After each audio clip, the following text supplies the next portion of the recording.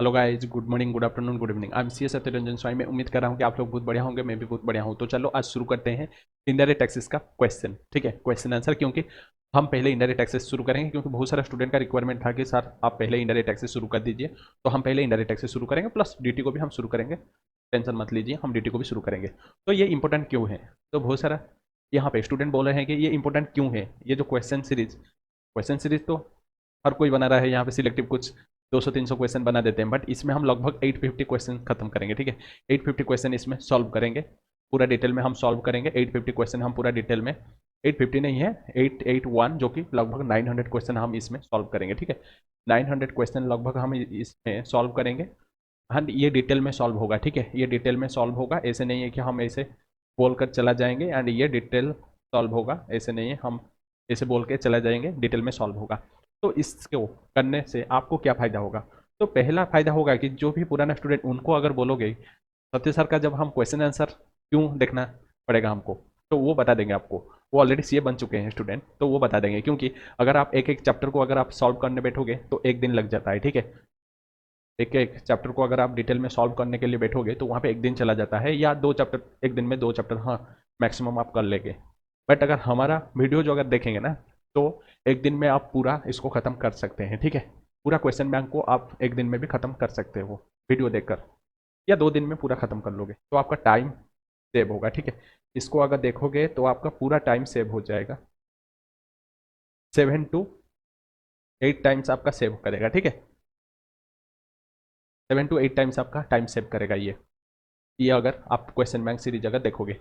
दूसरा है, यहाँ पे हम पूरा टेक्निक बताएंगे, हर चैप्टर के लिए कैसे क्वेश्चन आप सॉल्व करोगे, टेक्निक बताएंगे, स्ट्रैटेजी बताएंगे, जिससे आप एग्जाम में अगर उसी टाइप में अगर आप सॉल्व करोगे तो वहाँ पे आपका जो भी मार्क, वो आपका एक्स्ट्रा 20-30 मार्क ज़्यादा आएगा। अगर आप इसको स्पेसिफिकली देख के आएंगे, इस बार हमारा स्टूडेंट सब 82 एंड 80 ऐसे सब कुछ मार्क रख के आए हैं DTI DT में। ये क्वेश्चन बैंक देखकर इवन यूट्यूब स्टूडेंट भी देख के आए हैं। हमारा स्टूडेंट तो रखते हैं, प्लस यूट्यूब स्टूडेंट भी यहाँ पे इस बार बहुत अच्छा मार्क सिक्योर किए हैं। एग्जामिशन पक्का है। ठीक है, एग्जामिशन पक्का है, बट मैं जैसे बोलूँगा वैसे आपको सॉल्व करना पड़ेगा। ठीक है, ऐसे ही मानना पड़ेगा, जैसे मैं आपको बताऊँगा वैसे आपको मानना पड़ेगा। ठीक है, तो यहाँ पे आपका जो भी डिटेल में हम यहाँ पे स्ट्रैटेजी बताएंगे। ठीक है, स्ट्रैटेजी या टेक्निक बताएंगे, जिससे आप मार्क आपका ज़्यादा आ जाएगा। ठीक है, उसके बाद आपका यहाँ पे हम एग्जाम में कैसे आप राइटिंग करोगे। ठीक है, क्वेश्चन आंसर कैसे आप, आपको कैसे आपका यहाँ पे अटेम्प्ट कैसे करना पड़ेगा। ठीक है, अटेम्प्ट कैसे करना पड़ेगा क्वेश्चन को, उसको भी हम बताएंगे। कैसे क्वेश्चन जब हम पढ़ते हैं तो कैसे हमारा जो भी अटेम्प्ट कैसे रहेगा क्वेश्चन की तरफ, हम कैसे एग्जाम में कैसे हम सॉल्व करेंगे। ये ओनली आपका DTI DT के लिए हेल्प नहीं करेगा, ऑल पेपर के लिए हेल्प करेगा। बहुत सारे स्टूडेंट को पता ही नहीं है कैसे अटेम्प्ट करते हैं कोई भी क्वेश्चन को कैसे अटेम्प्ट करते हैं, स्टूडेंट को पता ही नहीं चलता है। तो उसको भी हम बताएंगे। ठीक है, कैसे अटेम्प्ट करना है। ठीक है, एंड प्रोविजन कैसे लिखना है। ठीक है, क्वेश्चन में कैसे राइटिंग करना है वो भी हम बताएंगे। हर एक क्वेश्चन को कैसे राइटिंग करना है एग्जाम में, तो वो भी बताएंगे। ठीक है, एंड ये जो स्ट्रैटेजी आपको हेल्प करेगा एग्जामिनेशन में, जिससे आप 3 घंटे में पूरा आंसर देखकर आ पाएंगे। ठीक है, 3 घंटा से पहले आपका सॉल्व हो जाएगा, पूरा पेपर सॉल्व हो जाएगा, उसको भी हम बताएंगे। ठीक है, बहुत सारा बेनिफिट है, इसको देखते रहिए, बहुत सारा बेनिफिट है। ये जो बेनिफिट पहले हम जब पढ़ते थे वहाँ पे अवेलेबल नहीं था। ठीक है, हमको तो रिवीजन ही अवेलेबल नहीं होता था उस टाइम। रिवीजन होता था लास्ट टाइम, रिवीजन जो भी होता था 1 डे मैराथन या लास्ट डे मैराथन, वहाँ पे आपको पता होगा, तो इम्पोर्टेंट इंपोर्टेंट बताकर कुछ 5-6 घंटे में ख़त्म कर देते थे। उसको हमको और एक बार पढ़ना पड़ता था। तो क्वेश्चन आंसर तो कोई भी यहाँ पे सॉल्व नहीं करते हैं। अगर यूट्यूब पूरा देख लेंगे, ऐसे क्वेश्चन आंसर कोई भी सॉल्व नहीं करता है। डिटेल में कोई भी क्वेश्चन आंसर सॉल्व नहीं करता है। हम जैसे यहाँ पे डिटेल में सॉल्व कर रहे हैं, कोई भी यूट्यूब में आप देख लीजिए। हाँ, यूट्यूब में होगा, बट इतना डिटेल में कोई नहीं सॉल्व करेगा। हर एक क्वेश्चन 900 क्वेश्चन सॉल्व करना कोई छोटा बात नहीं। ठीक है, हम जब पढ़ रहे थे तो वहाँ पे कोई भी ऐसे वीडियो नहीं था। तो जो भी टीचर यूट्यूब में कोई भी फ्री में अगर छोड़ते थे तो हम उनको सब्सक्राइब करते थे, एंड हमारा फैमिली मेम्बर का जो भी फ़ोन में भी हम सब्सक्राइब कर लेते थे, क्योंकि हमारे लिए वो भगवान जैसे थे। हम जब पढ़ते थे, जो भी टीचर यूट्यूब में छोड़ते थे, तो हमारे लिए वो भगवान जैसे थे। हम छोटे बात है, हम क्या करते थे कि हम जो कमेंट बॉक्स में, क्योंकि वहाँ पे बहुत सारा स्टूडेंट थे, बट यूट्यूब में कोई नहीं छोड़ता था, टीचर लोग बहुत कम टीचर लोग छोड़ते थे। तो वहाँ पे क्या करते थे हम सब, जो कमेंट देते थे ना, हम ज़्यादा लिख के देते थे ताकि सर रिप्लाई देंगे हमको। हमको अगर सर अगर गॉड ब्लेस यू भी बोल देते थे ना, तो हमारे लिए वो बहुत था। ठीक है, हम इसलिए ज़्यादा ओनली थैंक यू तो लिखते थे, और थैंक यू के साथ और भी ज़्यादा लिख के कमेंट देते थे ताकि सर हमको रिप्लाई देंगे। तो वही हमारे लिए सबसे क्रेज़ था उस टाइम। बट अभी सो सब कुछ अवेलेबल हो गया है यूट्यूब में, फ्री में सब कुछ अवेलेबल है, बहुत सारे टीचर भी छोड़ते थे। एंड अभी तो स्टूडेंट को तो लगता है कि नहीं, हम क्या देंगे सर को, सर का तो ड्यूटी है यहाँ पे छोड़ने के लिए हमारे लिए। हमारा कुछ ड्यूटी नहीं है कि हम कमेंट देंगे या सब्सक्राइब करेंगे या शेयर करेंगे। हम हमारे फैमिली मेम्बर के मोबाइल से भी हम सब्सक्राइब कर लेते थे, मैक्सिमम नहीं था उस टाइम मोबाइल, मैक्सिमम नहीं था, बट हम जो भी मोबाइल हाथ में आता था तो वहाँ पे हम सब्सक्राइब कर लेते थे, क्योंकि हमारे लिए जो सर थे वो भगवान जैसे थे। ठीक है, तो चलो हम शुरू करते हैं। एंड ये सब बेनिफिट आपको मिलेगा यहाँ पे, एंड बुक सब कुछ मिल जाएगा आपको कहाँ पे, टेलीग्राम चैनल में। एंड इस बार बहुत ज़्यादा स्टूडेंट ऑर्डर दिए हैं, हम नहीं सोचे थे क्योंकि हम फ्री में तो अवेलेबल करा देते हैं, बट स्टूडेंट इस बार बहुत ज़्यादा ऑर्डर दिए हैं क्योंकि उनको चाहिए। हम ओनली क्लास स्टूडेंट को बुक्स सेल करते थे, मीन्स उनके साथ जो भी क्लास लेता था उनको तो बुक्स देना पड़ता था, बट इस बार बहुत सारे स्टूडेंट ऑर्डर दिए हैं बुक्स के लिए थैंक यू है, क्योंकि स्टूडेंट को लगता है कि हाँ सर से बुक अगर लेंगे तो वहाँ पे हमारे लिए अच्छा रहेगा, बढ़िया रहेगा। तो कोई भी जिनके पास फैसिलिटी नहीं होता है प्रिंट आउट का, वो भी मंगाते हैं बुक, तो बढ़िया बात है। हम उनमें कोई भी फ़ायदा नहीं रखते हैं, क्योंकि फ़ायदा अगर रखना था तो पहले से ही हम सेल करते थे बुक। ठीक है, बहुत सारा बुक ऑर्डर दिए हैं स्टूडेंट इस बार, 5000 प्लस स्टूडेंट बुक्स ऑर्डर दिए हैं, तो अच्छा बात है। स्टूडेंट देख रहे हैं हमारा वीडियो, ठीक है, पसंद भी कर रहे हैं, बढ़िया बात है। तो चलो हम शुरू करते हैं, ठीक है। नो डाउट हम शुरू करेंगे, पहले हम सप्लाई चैप्टर से जाएंगे। हमको बताना पड़ेगा कि कैसे आपको एग्जामिनेशन में क्वेश्चन लिखना पड़ेगा, ठीक है। तो पहला चैप्टर है सप्लाई, हम थोड़ा टाइम लेंगे, बट आपको पूरा पूरा जैसे आपको 80 प्लस एग्जाम में आएगा वैसे हम पूरा आपका रहेगा स्ट्रैटेजी, एंड ऐसे हम तैयारी करेंगे। मेरे साथ आपको भी तैयारी करना पड़ेगा, ठीक है। आज से ही हम तैयारी करेंगे क्वेश्चन का, कैसे आपको क्वेश्चन पढ़ना पड़ेगा। पहला आपको रूल है क्वेश्चन कैसे पढ़ना पड़ेगा। तो स्टूडेंट क्वेश्चन कैसे पढ़ते हैं, Vikramaditya is a salaried employee ऐसे पढ़ के आते हैं, नहीं, आपको ऐसे नहीं पढ़ना पड़ेगा, आपको डायरेक्ट क्वेश्चन को जाना पड़ेगा। जैसे हम एमसीक्यू में बताते हैं, हम क्लास में ऐसे ही सॉल्व करते हैं हर एक क्वेश्चन को। तो आपको पहले क्वेश्चन क्या पूछा है देखना पड़ेगा। Vikramaditya needs your advice whether future contract undertaken by him amount to supply and liable to GST. तो यहाँ पे आपको बताना है कि सप्लाई होगा या नहीं होगा। सप्लाई होगा अगर जीएसटी लगेगा, नहीं तो जीएसटी नहीं लगेगा। तो क्वेश्चन पूछ रहा है कि सप्लाई होगा या नहीं होगा, कौन सा वाला, कोई भी एक फ्यूचर कॉन्ट्रैक्ट। पता चल गया, यहाँ पे हमको सप्लाई देखना पड़ेगा, तो उस हिसाब से हम पढ़ेंगे। बट अगर आप क्या करोगे, यहाँ पे अगर आप पढ़ोगे, ये तो छोटा क्वेश्चन ठीक है, जो बड़ा बड़ा क्वेश्चन 2-3 पेज, स्टूडेंट क्या करते हैं ऐसे पढ़ के आते हैं। Vikramaditya is a salaried employee and planning to invest in stocks, he has opened a trading account with Vaidya Brokers during the month. Vikramaditya undertook future contract without a physical delivery option but are cash settled on the expiry of the contract date amounting to ₹35 lakh. Vikramaditya needs your advice whether future contract undertaken by him amount to supply liable. तो student पढ़ के जाते हैं, ओ यहाँ पे liable to GST पूछा है, तो हमको देख लेते हैं क्या क्या एक्चुअली दिया है और एक बार पढ़ना पड़ेगा, ठीक है। तो वहाँ पे स्टूडेंट एक्चुअल 2-3 बार पढ़ना पड़ता है स्टूडेंट, ठीक है। स्टूडेंट को 2-3 बार पढ़ना पड़ता है, वही दिक्कत होता है। बट अगर पहले आप अगर क्वेश्चन पढ़ लेंगे, जैसे हम यहाँ पे पढ़ लिए हैं, हमको यहाँ पे चाहिए सप्लाई, सप्लाई होगा या नहीं होगा, ठीक है, वही हमको देखना पड़ेगा। तो चल यहाँ पे ठीक है, वो सैलरीज एम्प्लॉई है विक्रमादित्य एंड इन्वेस्ट करना चाहता है, ठीक है, चलेगा, कोई भी दिक्कत नहीं है। Open A trading account with वैद्या ब्रोकर, ठीक है, ड्यूरिंग द मंथ विक्रमादित्य 2 के फ्यूचर कॉन्ट्रैक्ट। तो यहाँ से हमारा पॉइंट शुरू हो गया है, क्योंकि हमको पता है हमको यहाँ पे सप्लाई देखना पड़ेगा, तो उसी हिसाब से हम क्वेश्चन पढ़ेंगे।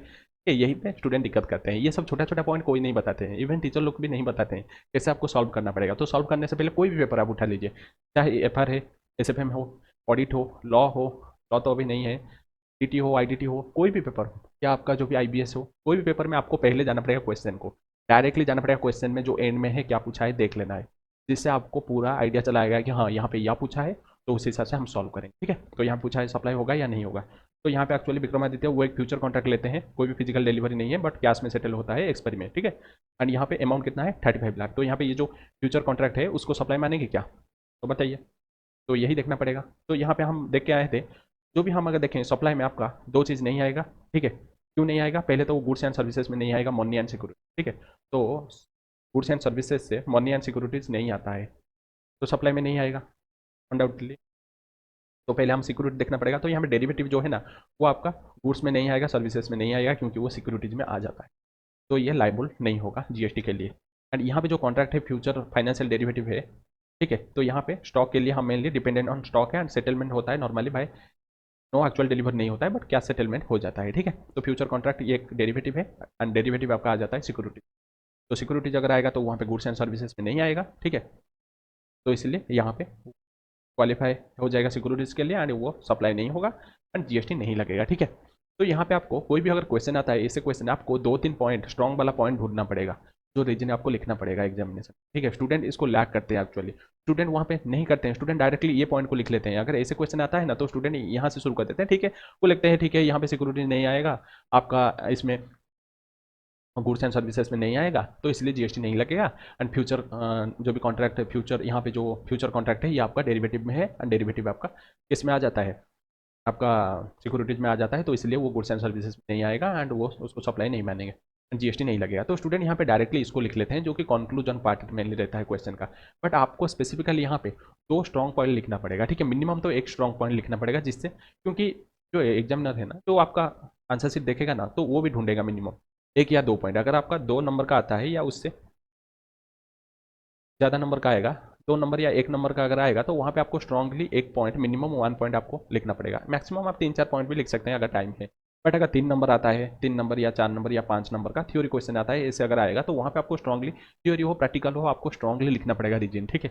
रीजन लिखना पड़ेगा। जैसे यहाँ पे हम ये एक पॉइंट है स्ट्रांगली रीजन वाला, जो कि आपका गुड्स एंड सर्विसेज में सिक्योरिटीज नहीं आएगा, ठीक है। ये एक स्ट्रॉन्ग पॉइंट मिनिमम है। दूसरा है ये पहला फ्यूचर कॉन्ट्रैक्ट है नेचर ऑफ डेरिवेटिव, तो वो सिक्योरिटीज में आ जाएगा एंड ये जीएसटी नहीं लगेगा। एंड ये तो कंक्लूजन पार्ट, इसको तो लिखना पड़ेगा, इसको छोड़ सकते हैं, ठीक है, इसको छोड़ सकते हैं, ये क्वेश्चन का पार्ट है, ठीक है। ऐसे ही आपको लिखना पड़ेगा, ठीक है, ऐसे ही लिखना पड़ेगा आपको। मिनिमम 2 या 3 पॉइंट स्ट्रांगली लिखना पड़ेगा अगर 4 नंबर 5 नंबर का अगर आता है। ऑडिट के बारे में मैं बोल रहा हूँ, क्योंकि ऑडिट में स्टूडेंट बोलते हैं हमारा मार्क्स नहीं आता है, बट ऑडिट में आपको ऐसे ही 2-3 पॉइंट स्ट्रांगली लिखना पड़ेगा। हम नहीं बोल रहे हैं कि पूरा प्रोविजन आज इट इज़ लिखने के लिए, बट जो भी एक्चुअल जो प्रोविजन है जो आप लिखना चाहते हैं तो उसको 2-3 पॉइंट स्ट्रांगली लिखना पड़ेगा, जिससे जो भी देखेगा आपका आंसर शीट तो उसको भी वो सेटिस्फाई हो जाएगा कि हाँ स्टूडेंट को एक्चुअली पता है, एंड वही 7+8+ आराम से आ जाएगा, ऑडिट में भी आ जाएगा। तो आपको यहाँ पे 2 चीज़ जो नया सीखने के लिए मिला, पहले तो आपको क्वेश्चन पहले पढ़ना पड़ेगा, उसके बाद आपको जो मेन क्वेश्चन पढ़ना पड़ेगा, डायरेक्टली आपको एंड को जाकर क्वेश्चन क्या पूछा है पढ़ लेना है। एंड दूसरा चीज़ है आपको 2-3 पॉइंट स्ट्रांगली लिखना पड़ेगा कोई भी क्वेश्चन में, ठीक है। तो इसलिए बोल रहा हूँ कि आप पहले रिवीजन देख लीजिए, क्योंकि रिवीजन में हम डायरेक्टली बताए हैं कैसे आपको लिखना पड़ेगा, कैसे आप रिवाइज करते हो।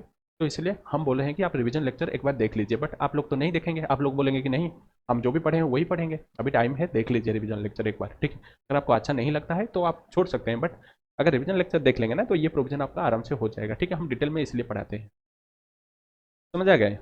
2-3 पॉइंट लिखना पड़ेगा। जैसे हम ऑडिट के लिए जाते हैं, हमारा एक हिस्सा है कि जो भी हम गए थे ऑडिट जहाँ पे, हमारे जो प्रिंसिपल होते हैं वो भी वही ढूंढते हैं, 3-4 पॉइंट ढूंढते हैं कि हाँ हम ऑडिट जब करते हैं, फिजिकल वेरिफिकेशन करते हैं या बैंक ऑडिट करते हैं, तो वहाँ पे भी 3-4 स्ट्रॉन्ग वाला गलती ढूंढते हैं। जब तक वो स्ट्रॉन्ग वाला गलती पता नहीं चलता है तब तक वो नहीं छोड़ते हैं, बोलते हैं कि हाँ ढूंढो और भी ढूंढो, कुछ मिलेगा अगर, ऐसे ही करते हैं। तो हमको फर्स्ट ईयर में नहीं पता चला, बट सेकेंड ईयर में, थर्ड ईयर तो हम पूरा वहाँ पे सीनियर हो गए, बट सेकेंड ईयर में हमको पता चल गया है कि हाँ सर यही ढूंढ रहे हैं, तो हम भी उसी हिसाब से हम भी 3-4 पॉइंट स्ट्रांगली ढूंढ दिए।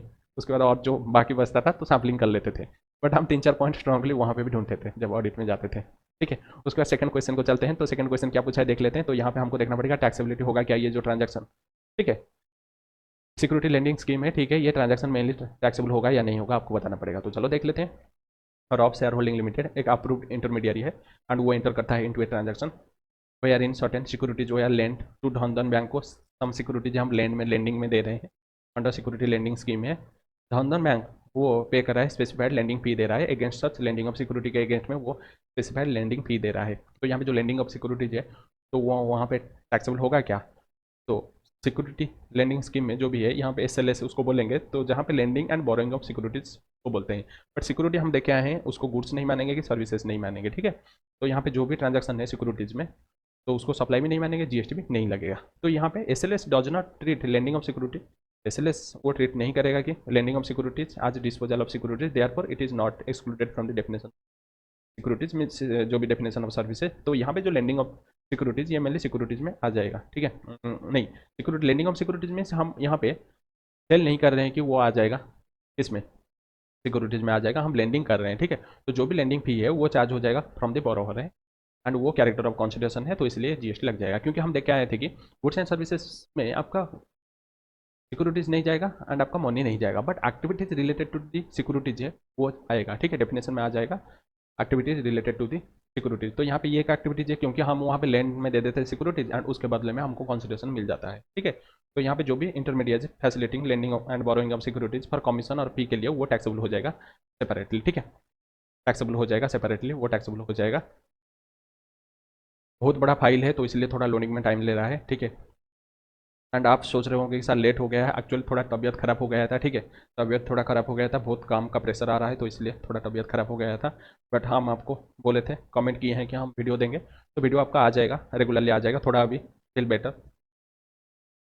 आंसर दी फॉलोइंग, बट आपको देखना पड़ेगा क्या यहाँ पे पूछा है। तो यहाँ पे पूछा है कि whether disposal of computers by Sudama associates, उसको क्वालिफाई करेंगे क्या deemed supply under schedule number 1। तो शेड्यूल नंबर 1 के हिसाब से तो उसको डिम सप्लाई मानेंगे क्या, यहाँ पे जो भी डिस्पोजल हो रहा है कंप्यूटर तो आपको पता चल गया, तो शेड्यूल 1 के हिसाब से उसको सप्लाई मानेंगे क्या। तो यहाँ पे सुदामा एसोसिएट्स एक रजिस्टर सप्लायर है एंड वो डिस्पोज कर रहा है कंप्यूटर, मीन सेल कर रहा है by the business without any consideration, कोई भी कॉन्सिडरेशन नहीं है, एंड वो क्लेम नहीं किया है आईटीसी, वो क्लेम नहीं किया है आईटीसी।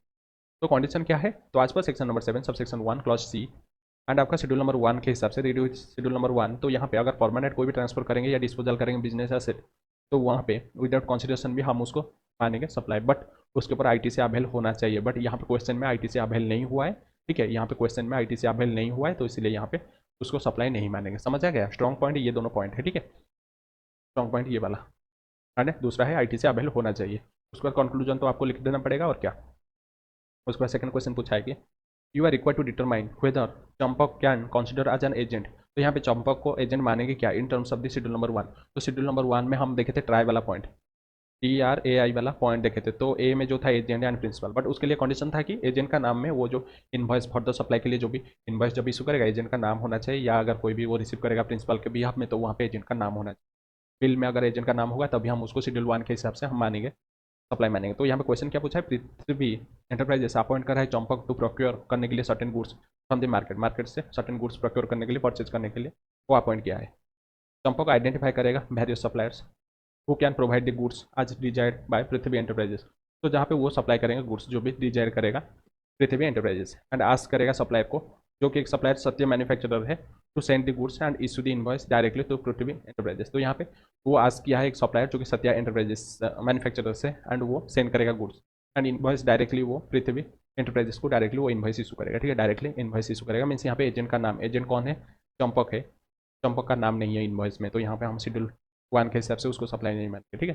तो यहाँ पे section number 7 sub section 1 clause c read schedule number 1, कोई भी supply goods by an agent to his principal undertake to receive any goods on behalf of the principal qualify, उसको सप्लाई मानेंगे इवन भी without consideration. But यहाँ पे बाद में आया था आपका सर्कुलर आया था जहाँ पे बताता है कि अगर गुड्स अगर हम प्रोक्योर करेंगे, ठीक है, गुड्स अगर हम प्रोक्योर करेंगे by agent on behalf of principal, invoice में नेम होना चाहिए एजेंट का, ठीक है। In that case further provision said that अगर agent to the principal without consideration होगा तो उसको हम कवर करेंगे शेड्यूल 1 में एंड उसको सप्लाई मानेंगे। तो यहाँ पे चंपक कोई भी उसका नाम नहीं है, वो ओनली प्रोक्योरमेंट एजेंट काम कर रहा है एंड कोई भी वो इन्वॉल्व नहीं है हिमसेल्फ फॉर सप्लाई और रिसीव ऑफ गुड्स के लिए, एंड इनवॉइस इशू हो रहा है in the name of Prithvi enterprises, and Champak का नेम में नहीं है, मेनली इनवॉइस में उसका नाम होना है, hence Champak not an agent of Prithvi enterprises for the supply as per terms of the schedule number 1, ठीक है। ऐसे ही आपको लिखना पड़ेगा, ठीक है, ऐसे ही आपको 2-3 पॉइंट स्ट्रांगली यहाँ पे ढूंढना पड़ेगा, ठीक है, स्ट्रांगली ढूंढना पड़ेगा। तो पहला पॉइंट ये वाला स्ट्रांग वाला पॉइंट, एंड दूसरा है यहाँ पे एजेंट का नाम होना चाहिए, ये वाला आप अपने वर्ड में लिख सकते हैं, बट ये दोनों पॉइंट होना चाहिए प्रोविजन। उसके बाद आप कंक्लूजन लिख लोगे। उसके बाद क्वेश्चन नंबर 4 है मोक्ष भूमि इंडस्ट्रीज आज इट्स मैन्युफैक्चरिंग यूनिट है महाराष्ट्र में, नहीं नहीं नहीं, हम यहाँ पढ़ेंगे whether the storage of goods permitted by पुण्य भूमि लिमिटेड टू मोक्ष भूमि, वो सप्लाई मानेंगे क्या, ये सप्लाई चैप्टर है, तो हमको तो यहाँ पे देखना पड़ेगा सप्लाई मानेंगे या नहीं मानेंगे, ठीक है, तो सप्लाई लगेगा या नहीं लगेगा जो भी यहाँ पे स्टोरेज करने के लिए परमिट कर रहा है। तो यहाँ पे मोक्ष भूमि इंडस्ट्रीज जो कि है स्टेट ऑफ महाराष्ट्र में मैन्युफैक्चरिंग यूनिट, एंड ये स्टोर कर रहा है जो भी फिनिश गुड्स कहाँ पे, जो मैन्युफैक्चरिंग के बाद एक डिपोट वो लोकेटेड है गुजरात में, गुजरात में एक डिपोट है तो वहाँ पे वो स्टोर कर रहा है। जो भी डिपोट है उसका ओनर कौन था, पुण्यभूमि लिमिटेड उसका ओनर था, वो एक रिलेटेड पर्सन ऑफ मोक्षभूमि इंडस्ट्रीज का वो एक रिलेटेड पर्सन है। पुण्यभूमि लिमिटेड वो कोई भी कंसिडरेशन चार्ज नहीं कर रहा है from Mokshbhumi Industries for usage of depot for storage purpose, यहाँ पे कोई भी वो चार्ज नहीं कर रहा है कंसिडरेशन। तो यहाँ पे शेड्यूल 1 के हिसाब से हम देख के आए थे, यहाँ पे कोई भी अगर हम यहाँ पे रिलेटेड पर्सन या डिस्टिंग पर्सन अगर कोई भी ट्रांजेक्शन होता है तो वहाँ में हम उसको सप्लाई नहीं मानेंगे, बट वो बिजनेस पर्पज होना चाहिए, ठीक है, वो बिजनेस पर्पज होना चाहिए। तो शेड्यूल 1 क्या बता रहा है, section number 7 sub section 1 clause सी के हिसाब से कोई भी supply of goods and services both between related person without consideration when in the course of business होना चाहिए, इवन विदाउट कंसिडरेशन में हम सप्लाई मानेंगे। तो यहाँ पे जो भी storage services by Punyabhumi Limited to Mokshbhumi Limited वो बिजनेस पर्पज के लिए हो रहा है, विदाउट कंसिडरेशन है, फिर भी हम उसको सप्लाई मानेंगे, ठीक है, फिर भी हम उसको सप्लाई मानेंगे, ठीक है। उसके बाद है क्वेश्चन नंबर 5 क्या पूछा है, कंप्यूट करेंगे जीएसटी लाइबिलिटी यहाँ पे if any in the given case assuming that rate of CGST SGST 99% and IGST 18%। तो यहाँ पे हमको कंप्यूट करना पड़ेगा GST liability.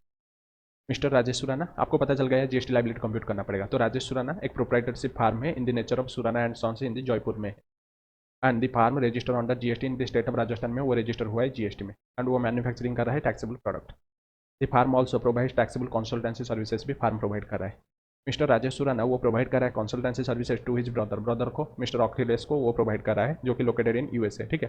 Rajesh Surana has provided the consultancy services to his brother, हाँ मिस्टर अखिलेश जो कि लोकेटेड आउटसाइड इंडिया यूएसए में है, विदाउट एनी कंसिडरेशन, एंड जो भी प्रोडक्ट है वो मैन्युफैक्चरिंग कर रहा है by mister Akhilesh are similar to the ones manufacture by Rajesh Surana. तो यहाँ पे अखिलेश को यहाँ पे ये कंसल्टेंसी सर्विसेज दे रहा है, क्यों दे रहा है? क्योंकि वो जो प्रोडक्ट्स यहाँ पे मैन्युफैक्चरिंग कर रहा है राजेश सुराना, अखिलेश सुराना वही प्रोडक्ट मैन्युफैक्चरिंग कर रहा है, बट ये जो अखिलेश सुराना वो यूएसए में है, ठीक है।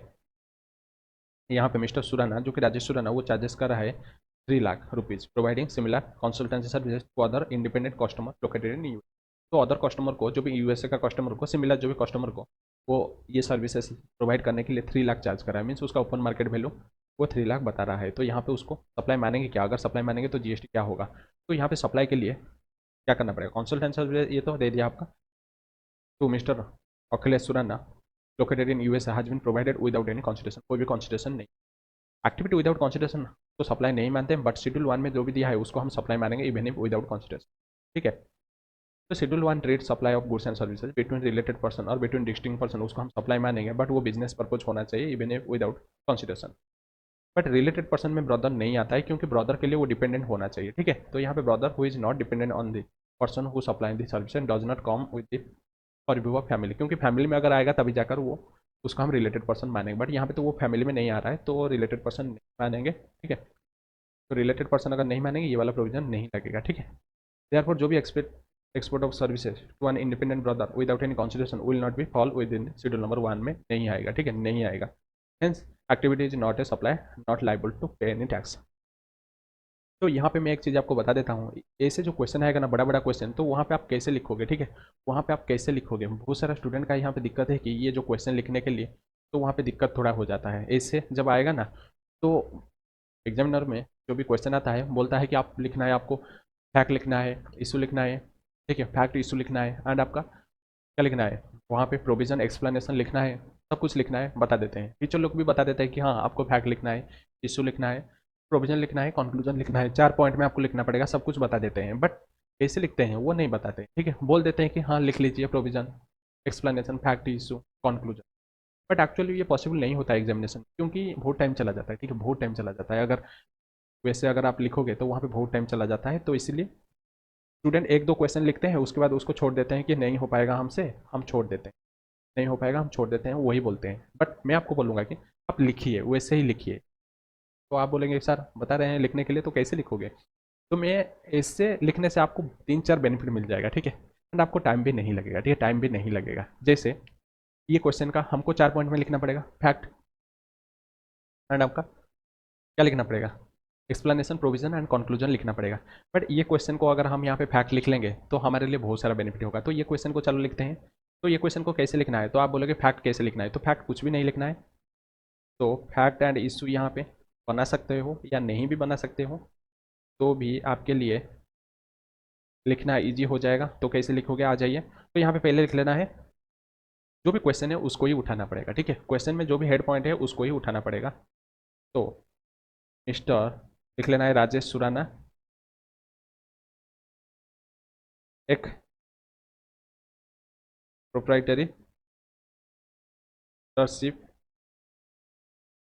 फार्म है, वो कहाँ पे है, प्रोप्राइटरशिप फार्म कौन है, सुराना एंड सॉन्स, ठीक है, सुराना एंड सॉन्स, सॉन्स है जो कि यहाँ पे लिख लेना है जयपुर राजस्थान लिख सकते हैं, ठीक है, जयपुर राजस्थान में वो है रजिस्टर। तो ये एक पॉइंट है।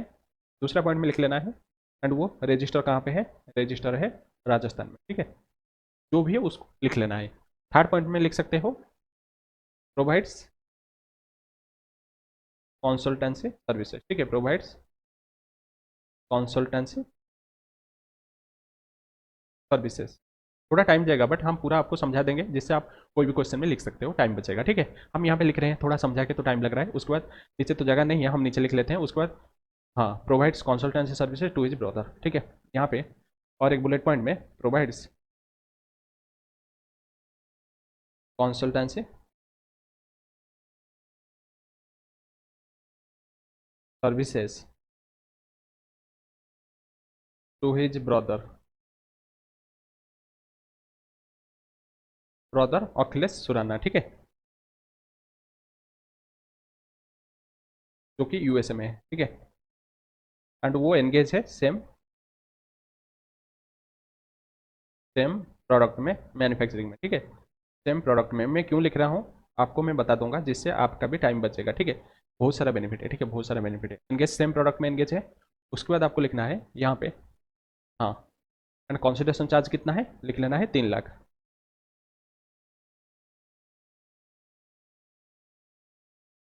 कंसिडरेशन कितना है रुपीज 3 लाख, शॉर्ट में लिखना है, ठीक है, शॉर्ट में लिख लेना है, जिससे आपका नोट बन जाएगा, ठीक है।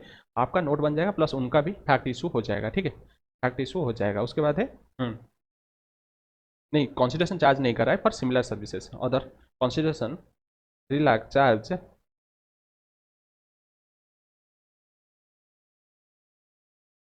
फॉर सिमिलर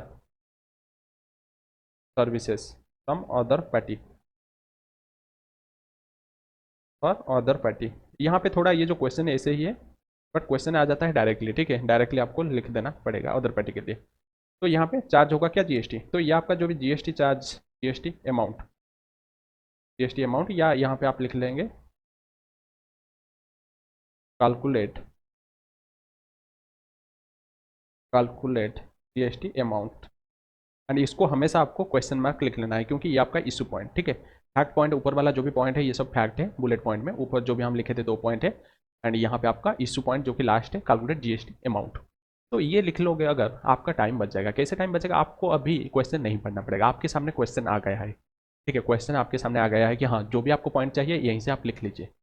उसके बाद आप एक्सप्लेनेशन प्रोविजन एक पॉइंट में डाल देंगे, एंड कंक्लूजन तो लिखते हैं। आप अगर यहाँ पे हेडिंग भी मत बनाइए, हेडिंग भी छोड़ सकते हैं, हेडिंग को काट दीजिए, आप हेडिंग को काट दीजिए, आप ऐसे ही लिख लीजिए, ठीक है। ऐसे भी कोई भी क्वेश्चन अगर आप चाहेंगे कि सर हम हेडिंग नहीं बनाना चाहते हैं, ठीक है, हेडिंग नहीं बनाना चाहते हैं, तो आप हेडिंग को काट सकते हैं, ठीक है, हेडिंग को काट सकते हैं, आप ओनली ऐसे ही लिख सकते हैं। जो भी पॉइंट है आपको लिख लेना है, ठीक है, पॉइंट क्वेश्चन से ढूंढ के पॉइंट लिख लेना है, जिससे आपका नोट्स हो जाएगा, एंड उनको भी लगेगा कि हाँ स्टूडेंट सही से यहाँ पे प्रेजेंट अच्छे से किया है। क्योंकि हम जब पढ़ाते हैं हमारा रेगुलर क्लासेस में, हम हर एक क्वेश्चन को ऐसे ही फॉर्मेट में सॉल्व करते हैं, जिससे स्टूडेंट को ईजी होता है ऐसे लिखने के लिए। क्योंकि ऐसे स्टूडेंट का 70-80 प्लस नहीं आता है, मेहनत बहुत लगता है, टीचर लोग को भी मेहनत करना पड़ेगा, नहीं तो कैसे स्टूडेंट का आएगा 70 प्लस 80 प्लस। हम हर एक क्वेश्चन को ऐसे फॉर्मेट में सॉल्व करते हैं। हम पहले क्वेश्चन का जो भी नोट्स पहले लिख लेते हैं, जिससे हम दोबारा क्वेश्चन नहीं जाएंगे। तो यहाँ से पता चल जाएगा कि हाँ यहाँ पे वो प्रोवाइड कर रहा है ब्रदर को, अखिलेश सुराना, मैं शॉर्ट में लिख रहा हूँ बट आप डिटेल लिख लेना है। एंड वो एंगेज है सेम प्रोडक्ट में, एंड कंसिडरेशन सिमिलर प्रोडक्ट के लिए 3 लाख यहाँ पे चार्ज कर रहे हैं। तो यहाँ पे आएगा क्या, हाँ प्रोविजन आपको यहाँ पे लिख लेना है, तो जिससे जो भी एग्जामिनर है उसको पता चल जाएगा कि हाँ ये बच्चा सही से लिखा है नोट्स, जो भी फैक्ट इशू सही से लिखा है। एंड इशू कुछ नहीं है, ओनली कैलकुलेट जीएसटी अमाउंट, जिससे उसको भी पता चल जाएगा हाँ इशू यही है, ठीक है, इशू भी हो गया। उसके बाद आपको प्रोविजन जो भी है यहाँ पे लिख लेना है, एक्सप्लेनेशन कंक्लूजन एक पॉइंट में हो जाता है, ठीक है। ये आपका टाइम बचाएगा। कैसे टाइम बचाएगा, ये तो एक हो गया, आपको दोबारा क्वेश्चन नहीं पढ़ना पड़ेगा। क्योंकि हम क्या करते हैं एग्जामिनेशन में, हमको क्वेश्चन को 4-5 बार पढ़ना पड़ता है, ठीक है, 4-5 बार पढ़ना पड़ता है, हाँ कहाँ गया और एक पॉइंट कहाँ गया, जो बड़ा बड़ा क्वेश्चन आता है। बट अगर इसको लिख लोगे ना तो वहाँ पे हम क्वेश्चन को नहीं जाएगा। और दूसरा चीज़, अगर आप एक बार कुछ किसी को लिख लेते हैं ना, तो वहाँ पे आपको पता चल जाता है हाँ यहाँ पे यही ढूंढ पूछा है, एंड वो पूरा माइंड में फिट हो जाता है कि हाँ ये पूछा है, हमको और नहीं पढ़ना पड़ेगा क्वेश्चन। कोई कोई क्वेश्चन भी आपको डाउट लगता है कि ये क्वेश्चन क्या रहेगा, बट अगर आप एक बार लिख लोगे ना तो आपको पूरा डिटेल में पता चल जाएगा, ओ यहाँ पे ये पूछा है, ठीक है, इसका तो प्रोविजन ये है। कि कोई कोई क्वेश्चन हमको कभी कभी डाउट आता है एग्जामिनेशन में, बट अगर ऐसे लिखोगे ना तो कोई भी डाउट नहीं रहेगा। हम D T I D T ऐसे ही सॉल्व किए थे, तो 80 प्लस था दोनों में D T I D T में, तो हम ऐसे ही सॉल्व करते थे। इवन स्टूडेंट को भी वही बोलते हैं कि ऐसे सॉल्व करिए। एंड दूसरा चीज़, जब बड़ा क्वेश्चन आ जाता है ना 2-3 पेजेस का क्वेश्चन, तो वहाँ पे हमको page turn down turn up करने में वहाँ पे भी गलती हो जाता है। एक हम पढ़ के आते हैं बट यहाँ पे जो अमाउंट है वो गलत हो जाता है, तो वहाँ पे क्लॉरिकल मिस्टेक से भी ये बचेगा, प्लस आपको इंप्रेशन मार्क्स मिलेगा यहाँ पे। बहुत सारा बेनिफिट इसका, ठीक है। कोई भी क्वेश्चन को अगर आपको आंसर पता नहीं चलता है ना तो भी इसको लिख लीजिए। एंड इसको लिखने से और एक बेनिफिट क्या मिलेगा पता है, तो आपका पूरा फैक्ट एंड इशू हो जाता है ना, तो वहाँ पे एग्जामिनर अगर आपके आंसर अगर गलत किए होंगे तो भी आपको 2-3 मार्क मिल जाता है। मैं बोल रहा हूँ 5-6 मार्क्स से 2 मार्क मिल जाता है, ठीक है। ऐसे अगर लिखोगे 2 मार्क्स भी मिल जाएगा, अगर गलत भी होगा 2 मार्क्स मिल जाएगा, ठीक है। और एक चीज़ मैं बोलना भूल गया हूँ, कोई भी अगर क्वेश्चन आएगा ना, जो भी टॉपिक के रिलेटेड, उसको ऊपर लिख लीजिए, ठीक है। कोई भी टॉपिक के रिलेटेड अगर आएगा तो ऊपर लिख लिएगा ना, ठीक है। ऊपर लिख लेना है कि हाँ ये शेड्यूल 1 के ऊपर आया है, तो आपको यहाँ पे लिख लेना है। कोई भी क्वेश्चन अगर आएगा तो यहाँ पे लिख लेना है कौन सा वाला ये आया है, इम्पोर्ट ऑफ, इम्पोर्ट या एक्सपोर्ट वाला, एक्सपोर्ट ऑफ सर्विसेज। अगर प्रोविजन पता है तो लिख लेना under section 7 sub section 1 clause c, read with schedule 1, ठीक है। तो इसको लिखने से आपको अंडरलाइन कर देना है, हेडिंग यही बना देना है, जिससे जो भी आपका आंसर शीट देखेगा उसको पता चल जाएगा कि हाँ स्टूडेंट को पता है इस टॉपिक के रिलेटेड क्वेश्चन आया है। तो अगर भी आप एंड में गलती किए होंगे, आंसर अगर गलत होगा तो भी आपको मार्क मिल सकता है, ठीक है। बहुत सारा पॉइंट हम बताएंगे यहाँ पे कैसे आपको आंसर लिखना पड़ेगा, ठीक है। आपको कोई भी क्वेश्चन में अगर बड़ा क्वेश्चन आता है तो आपको पहले हेडिंग सब कुछ लिख लेना है, जो भी उसका क्रॉक्स लिख लेना है। तो क्रॉक्स लिख लेने से आपके लिए नोट बन जाएगा, उनके लिए फैक्ट इशू बन जाएगा, ठीक है। आपका गलती नहीं होगा एंड दूसरा चीज़ क्लॉरिकल मिस्टेक नहीं होगा, टाइम भी बचाएगा, क्योंकि आप टर्न डाउन टर्न अप करके एक एक लाइन को पढ़ने में टाइम चला जाएगा, बट अगर एक बार लिख लेते हैं तो आपका टाइम बच जाएगा। तो हम ऐसे सब कुछ डिस्कशन करेंगे, ठीक है। टाइम थोड़ा जाएगा, फिर भी हम सब कुछ डिस्कशन करेंगे। कोई भी क्वेश्चन नंबर 6 है, तो क्वेश्चन नंबर 6 क्या पूछा है, एग्जामिन करेंगे वेदर फॉलोइंग ट्रांजैक्शन या एक्टिविटीज़ को हम अप्लाई मानेंगे कि आज पर सेक्शन नंबर 7 एंड शेड्यूल 1 के हिसाब से। तो पहला है सुले का मैन्युफैक्चरर, फैक्ट्री है दिल्ली में एंड डिपोट है कहाँ पे, मुंबई में। एंड बोथ दिस एस्टेब्लिशमेंट वो रजिस्टर अंडर रेस्पेक्टिव स्टेट में वो रजिस्टर है, ठीक है। And finish goods send from factory Delhi to Mumbai depot, तो फिनिश गुड्स दिल्ली से मुंबई डिपोट को सप्लाई हो रहा है and without any consideration, so that उसको हम सेल कर पाएंगे। तो यहाँ पे अगर देखेंगे ये सुलेखा का फैक्ट्री है एक जगह एंड ब्रांच एक जगह, मीन्स ये दोनों डिस्टिंग पर्सन है, ठीक है, डिस्टिंग पर्सन है। एंड यहाँ पे जो भी ट्रांजैक्शन हो रहा है विदाउट कंसिडरेशन, ठीक है, विदाउट कंसिडरेशन है, बट ये बिजनेस पर्पज के लिए, क्योंकि वो उसको सोल्व कर पाएगा। तो हम पढ़े थे शेड्यूल 1 में, अगर कोई भी supply of goods and services अगर बिटवीन डिस्टिंग पर्सन या related person without consideration but business purpose होना चाहिए, तो यहाँ बिजनेस पर्पज, तो इसलिए इसको हम सप्लाई मानेंगे, ठीक है। तो सेकंड है रॉमन इन एन आर्किटेक्ट इन चेन्नई है एंड वो ब्रदर जो भी है उसका ब्रदर वो सेटल है लंदन में है, जो कि वेल नोन लॉयर है। रॉमन वो लीगल एडवाइस लिया है कहाँ से, फ्रॉम उसका ब्रदर से, free of cost with regard to his family dispute के रिलेटेड, ठीक है। तो यहाँ पे अगर देखें रोमन ले रहा है लीगल एडवाइस, मीन्स जो भी लंदन में है, तो यहाँ पे इंपोर्ट हो रहा है, ठीक है, चलेगा, एक कंडीशन सेटिस्फाई हो रहा है। उसके बाद उसका जो ब्रदर है वेल नोन ब्रदर है, जो कि डिपेंडेंट नहीं है। तो हम देखे थे फैमिली में रिलेटेड पर्सन के लिए फैमिली का मेंबर होना चाहिए। तो फैमिली का मेंबर में आपका कोई भी इंडिविजुअल, उसका स्पाउस चिल्ड्रन आ जाएंगे फैमिली में, बट ब्रदर सिस्टर पेरेंट्स के लिए वो होल्ली एंड मेनली डिपेंडेंट होना चाहिए। बट यहाँ पे उसका जो ब्रदर है वो डिपेंडेंट नहीं है, तो इसलिए ये वाला कंडीशन सेटिस्फाई नहीं कर रहा है। एंड दूसरा चीज़ है कि उसको बिजनेस पर्पज के लिए होना चाहिए, बट यहाँ पे फैमिली डिस्प्यूट के लिए, जो कि पर्सनल पर्पज के लिए, यहाँ पे भी ये वाला कंडीशन सेटिस्फाई नहीं कर रहा है। तो दो कंडीशन सेटिस्फाई नहीं कर रहा है, तो इसलिए इसको हम सप्लाई नहीं मानेंगे। उसके बाद वुड योर आंसर भी डिफरेंट, अगर एबव केस में रोमन अगर लीगल एडवाइस ले रहा है बिजनेस यूनिट चेन्नई के लिए, तो यहाँ पे तो ठीक है, ये वाला जो पर्सनल पर्पज के लिए वाला कंडीशन ये सेटिस्फाई कर दिया है। बट यहाँ पे जो पहले से गलत था कि वो रोमन उसका ब्रदर से ले रहा है, तो यहाँ पे जो ब्रदर से ले रहा है वो तो उसका डिपेंडेंट नहीं है, तो इसलिए यहाँ पे सप्लाई नहीं मानेंगे, इवन इफ अगर वो बिजनेस पर्पज के लिए, क्योंकि दो कंडीशन सेटिस्फाई नहीं किया था, एक कंडीशन सेटिस्फाई कर दिया, क्या हुआ, और एक कंडीशन अभी बाकी है, तो सेटिस्फाई नहीं हुआ है, तो इसलिए यहाँ पे उसको हम सप्लाई नहीं मानेंगे, ठीक है, सप्लाई नहीं मानेंगे। लोडिंग में बहुत टाइम चला।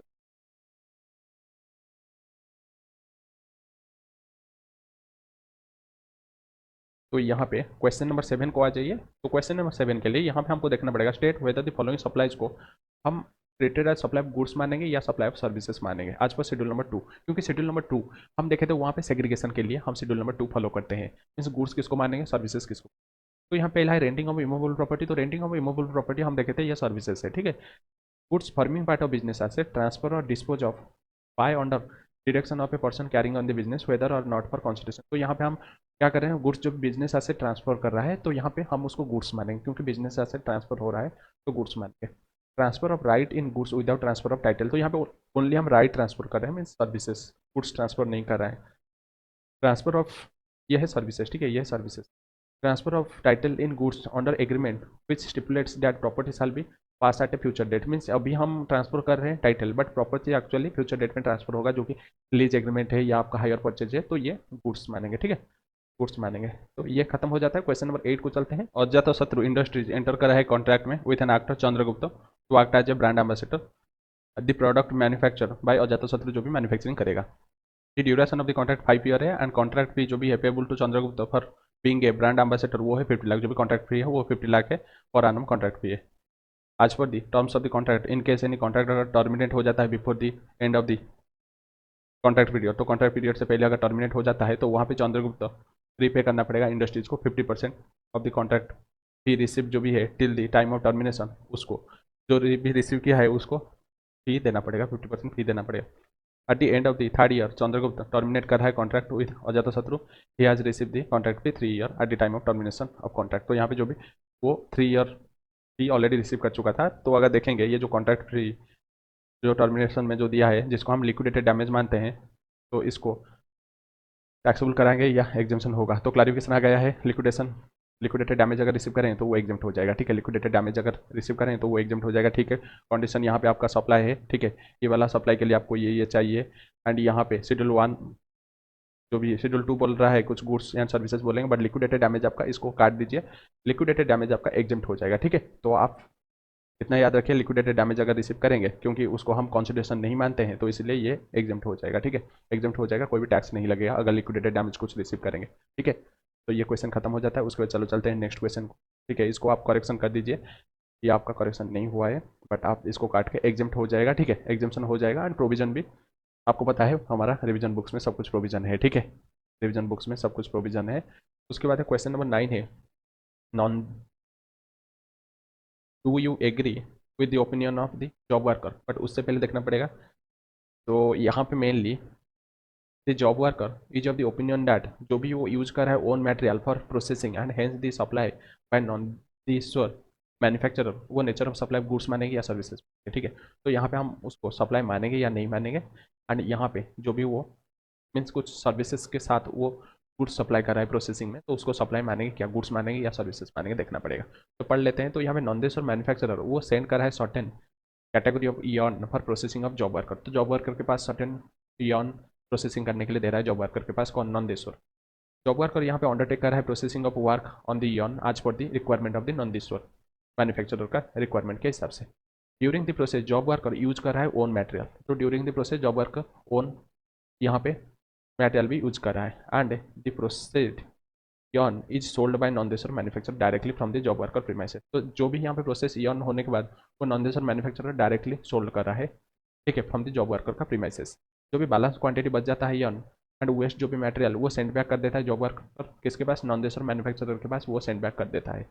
तो यहाँ पे उसको हम सप्लाई मानेंगे क्या। तो यहाँ पे जो भी जॉब वर्कर है उसका ओपिनियन है कि ये ओन मटेरियल जो भी यूज कर रहा है प्रोसेसिंग में, तो उसको हमको सप्लाई टू नॉन देशर is an nature of supply of goods या सप्लाई ऑफ सर्विसेज, आज बोल रहा है सप्लाई ऑफ सर्विसेज, तो क्या मानेंगे। तो हम देखे थे जो भी आपका अगर जॉब वर्कर के पास कुछ भी सेंड करेंगे तो वहाँ पे हम उसको सप्लाई ऑफ सर्विसेज, बीआईसी का क्लैरिफिकेशन था, तो उसको सप्लाई ऑफ सर्विसेज मारेंगे आज पर शेड्यूल नंबर 2। एंड वो जो जॉब वर्कर का प्रोसेसर में, तो वहाँ पे जॉब वर्कर कुछ भी वहाँ पे जो भी प्रोसेसिंग में सर्विसेज जब वो प्रोवाइड करेगा तो उसमें गुड्स भी अपना ओन मटेरियल भी यूज कर सकता है, कोई भी दिक्कत नहीं है। तो वही बोला है उसका ओन मटेरियल भी यूज कर सकता है, कोई भी दिक्कत नहीं है, ठीक है, कोई भी दिक्कत नहीं है। एंड जो भी जॉब वर्कर बोल रहा है वो गलत है, क्योंकि इसको सप्लाई ऑफ सर्विसेज मानेंगे, ना कि हम supply of goods plus supply of services दोनों नहीं मानेंगे, हम उसको सप्लाई ऑफ सर्विसेज मानेंगे। उसके बाद क्वेश्चन नंबर 10 दिया है कि अंगद प्राइवेट लिमिटेड वो एंगेज हुआ है in the business of distribution of construction material में एंगेज है। As an incentive Angad private limited वो पे करा है 75,000 to its employ upon achieving a specified sales target. तो वो अचीव करने के बाद वो दे रहा है 70,000 दे रहा है आज सेटिंग दे रहा है, ठीक है, उसका एम्प्लॉयज़ को। The incentive as a part of salary of the employees, तो वो जो इंसेंटिव वो part of salary of the employees है। एंड एप्लीकेबल टैक्स जो भी है टीडीएस वो डिडक्ट कर दिया है आज पर इनकम टैक्स प्रोविजन के हिसाब से, वो टीडीएस डिडक्ट कर दिया है। Angad private limited is of the view that GST is not leviable on such incentive paid to the employees. तो यहाँ पे अंगद जो भी प्राइवेट लिमिटेड वो बोल रहा है कि यहाँ पे जीएसटी नहीं कटेगा जो भी वो पेड कर रहा है, क्योंकि वो सैलरी में आ जाएगा। Whether the view Angad private limited लिया है वो करेक्ट है क्या, हाँ करेक्ट है, क्योंकि हम शेड्यूल नंबर 3 में देखे थे अगर कोई भी वो एम्प्लॉय कोई भी एम्प्लॉयर को अगर सर्विस देगा तो वहाँ पे वो इसमें नहीं आएगा, वो आपका जीएसटी में नहीं आएगा, सप्लाई नहीं लगेगा, क्योंकि सैलरी आपका सप्लाई नहीं लगता है, उसके ऊपर इनकम टैक्स लगता है। प्लस यहाँ पे अगर कोई भी और एक चीज़, अगर कोई भी सैलरी के ऊपर अगर टीडीएस कट जाता है आज पर इनकम टैक्स, तो वहाँ पे उसके ऊपर जीएसटी नहीं लगेगा। तो यहाँ पे जो भी व्यू लिया है वो सही है, क्योंकि यहाँ पे उसको हम सप्लाई नहीं मानेंगे आज पर शेड्यूल नंबर 3 के हिसाब से उसको सप्लाई नहीं मानेंगे। उसके बाद नेक्स्ट क्वेश्चन है, क्वेश्चन नंबर 11 है, Krishna Dev is a trader based in India. Ramakrishna brother of Krishna Dev वो लोकेटेड कहाँ पे है, चाइना में है। एंड वो ऑल्सो एंगेज किस में, business of trading of goods में। तो उसका जो भी भाई है कृष्णा देव वो चाइना में ट्रेडिंग ऑफ गुड्स में Krishna Dev place an order with Ramakrishna for procurement of certain goods from local market in China. तो यहाँ पे कृष्णा देव वो प्लेस करे order with Ramakrishna for procurement करने के लिए certain goods from local market से।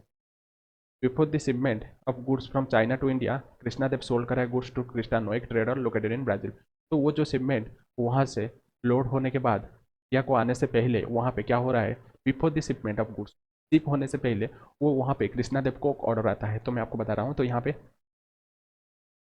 कृष्णा देव एक ये है ट्रेडर है इंडिया का, एंड यहाँ पे रामकृष्णा एक ब्रदर है, ठीक है। तो यहाँ पे कृष्णा देव वो ऑर्डर देता है रामकृष्णा को, उसको चाहिए कुछ गुड्स चाहिए। बट जब गुड्स ये रामकृष्णा शिप जो कर रहा है वो चाइना में है, ठीक है। जब शिप हो रहा था तो कृष्णा देव के पास एक ऑर्डर आता है, कहाँ से, क्रिस्टानो से आ रहा है, कृष्णा जो कि यहाँ पे ब्राज़ील से है, ठीक है। क्रिस्टानो क्रिस्टियानो, ठीक है, क्रिस्टियानो जो कि ब्राज़ील से है। तो यहाँ पे कृष्णा देव बोल रहा है कि आप डायरेक्टली क्रिस्टियानो को दे दिए, ठीक है। तो यहाँ पे द गुड्स सब्सिक्वेंटली क्या हो रहा है, शिप हो रहा है फ्रॉम चाइना टू ब्राज़ील, ठीक है।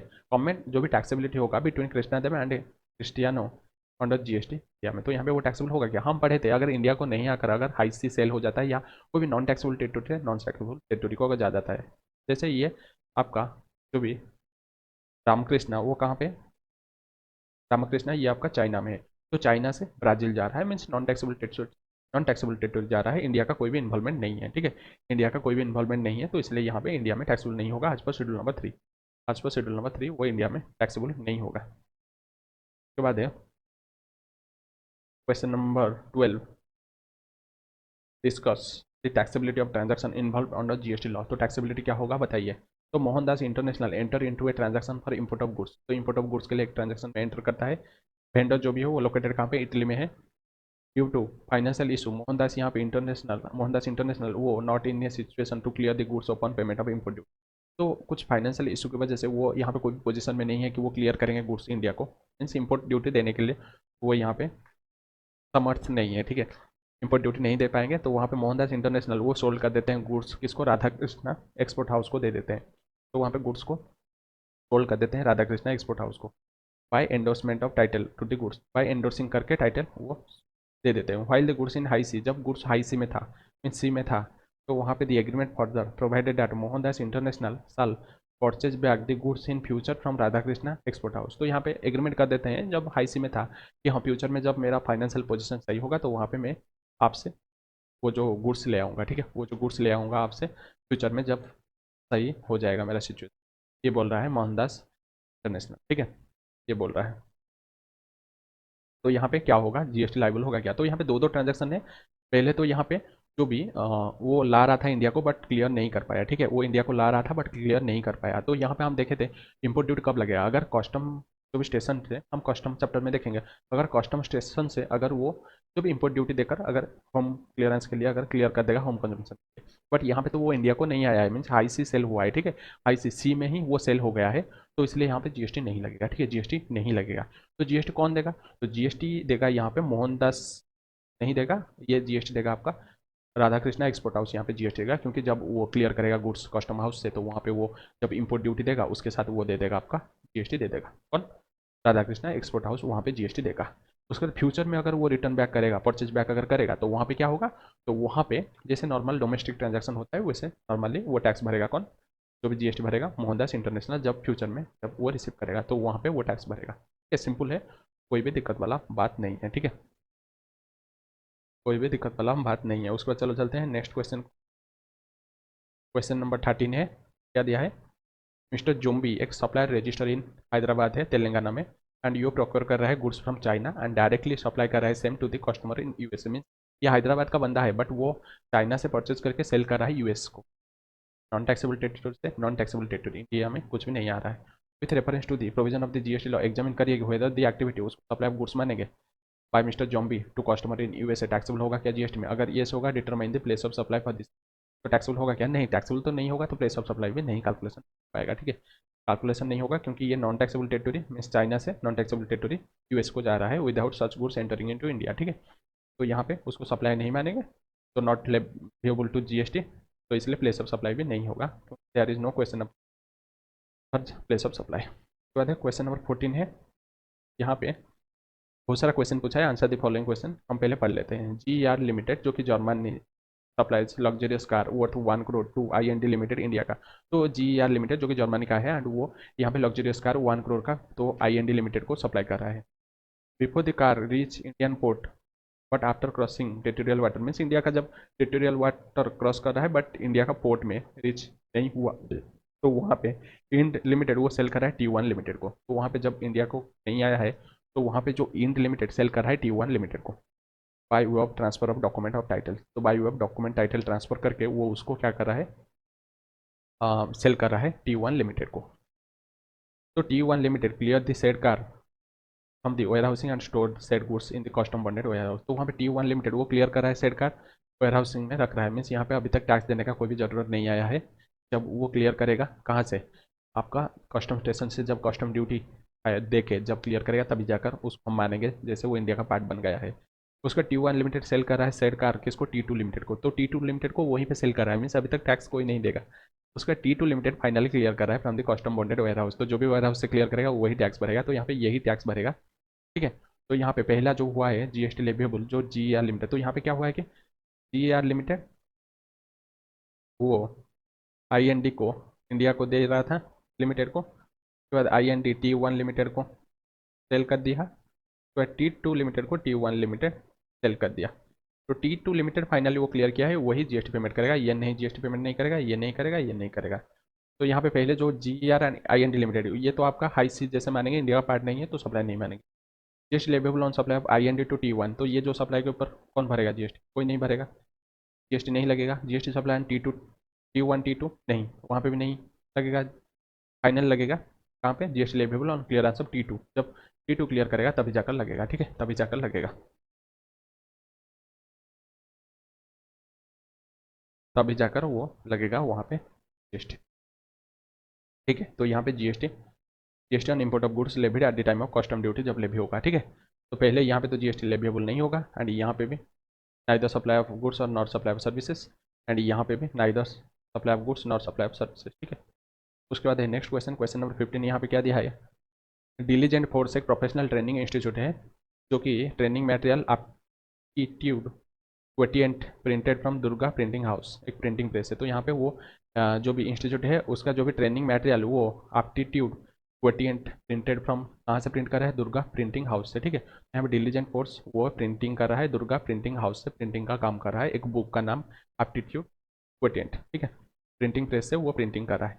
जो भी कंटेंट ऑफ द मटेरियल वो प्रोवाइड कर रहा है diligent force who owns the uses rights for the same while physical input including paper use for printing belong to the Durga printing house. तो यहाँ पे जो भी कंटेंट है, कंटेंट ऑफ मटेरियल कौन प्रोवाइड कर रहा है, जो भी वो रेसिपिएंट डिलीजेंट फोर्स प्रोवाइड कर रहा है। ठीक है, including physical input, physical input जो भी हो वो प्रोवाइड कर रहा है, but paper use for printing वो दुर्गा प्रिंटिंग हाउस दे रहा है। तो यहाँ पे अगर देखेंगे ये मेनली बोल रहा है कि पढ़ लेते हैं इसको, ascertain whether this supply of training material by Durga printing house, उसको सप्लाई गुड्स मानेंगे या सप्लाई ऑफ सर्विसेज। तो यहाँ पे हमका दो कॉन्सेप्ट पढ़ेंगे सेक्शन नंबर 8 के हिसाब से, एक है कंपोजिट सप्लाई, दूसरा है मिक्स सप्लाई। तो कंपोजिट सप्लाई में एक प्रिंसिपल सप्लाई होना चाहिए, ठीक है, एंड वो मेनली नेचुरली वो सप्लाई होना चाहिए and in consumption with each other होना चाहिए, मेनली प्रिंसिपल होना चाहिए एंड नेचुरली बॉन्डन होना चाहिए। तो वहाँ पे हम मानेंगे प्रिंसिपल सप्लाई का सप्लाई मानेंगे एंड प्रिंसिपल सप्लाई का जो भी रेट है तो उस हिसाब से हम रेट लगाएंगे। बट मिक्स सप्लाई में क्या होगा, दो तीन सप्लाई होगा, दो तीन सप्लाई एंड कोई भी वहाँ पे प्रिंसिपल सप्लाई नहीं होगा, सब कुछ इक्वली इंपॉर्टेंट है। ठीक है, एंड वो नेचुरली बॉन्डन नहीं है। ठीक है, नेचुरली बॉन्डन नहीं है, प्रिंसिपल सप्लाई नहीं है, तो वहाँ पे हम उसको मिक्स सप्लाई मानेंगे। जो भी सप्लाई का हायर रेट उसको हम मानेंगे पूरा सप्लाई का रेट मानेंगे, जो भी हायर वाला रेट रहेगा। तो यहाँ पे अगर देखें मेनली ये कॉम्पोजिट सप्लाई है, क्योंकि दो चीज़ हो रहा है, पहले तो प्रिंटिंग का काम हो रहा है।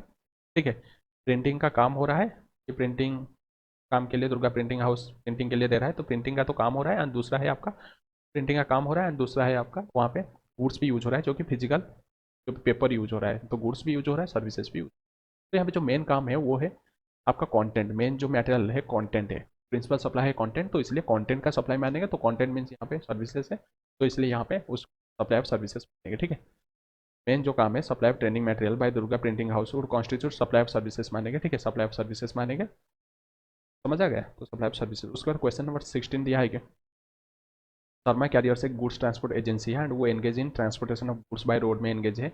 As per the general business practices Sharma Carriers also provides intermediary and ancillary services like loading, unloading, packing, unpacking, transshipment, and temporary warehousing in relation to transportation by road. तो यहाँ पे वो तो एक तो ट्रांसपोर्टेशन सर्विस दे रहा है, plus उसके साथ कुछ एंसिलरी सर्विसेज जैसे loading, unloading, packing, unpacking, transshipment, temporary warehousing, ये सब कुछ सर्विसेज दे रहा है। एक जीटीए है, ठीक है, Sharma carriers. With reference to the provision of the GST law analyse whether the services उसको ट्रीटेड करेंगे।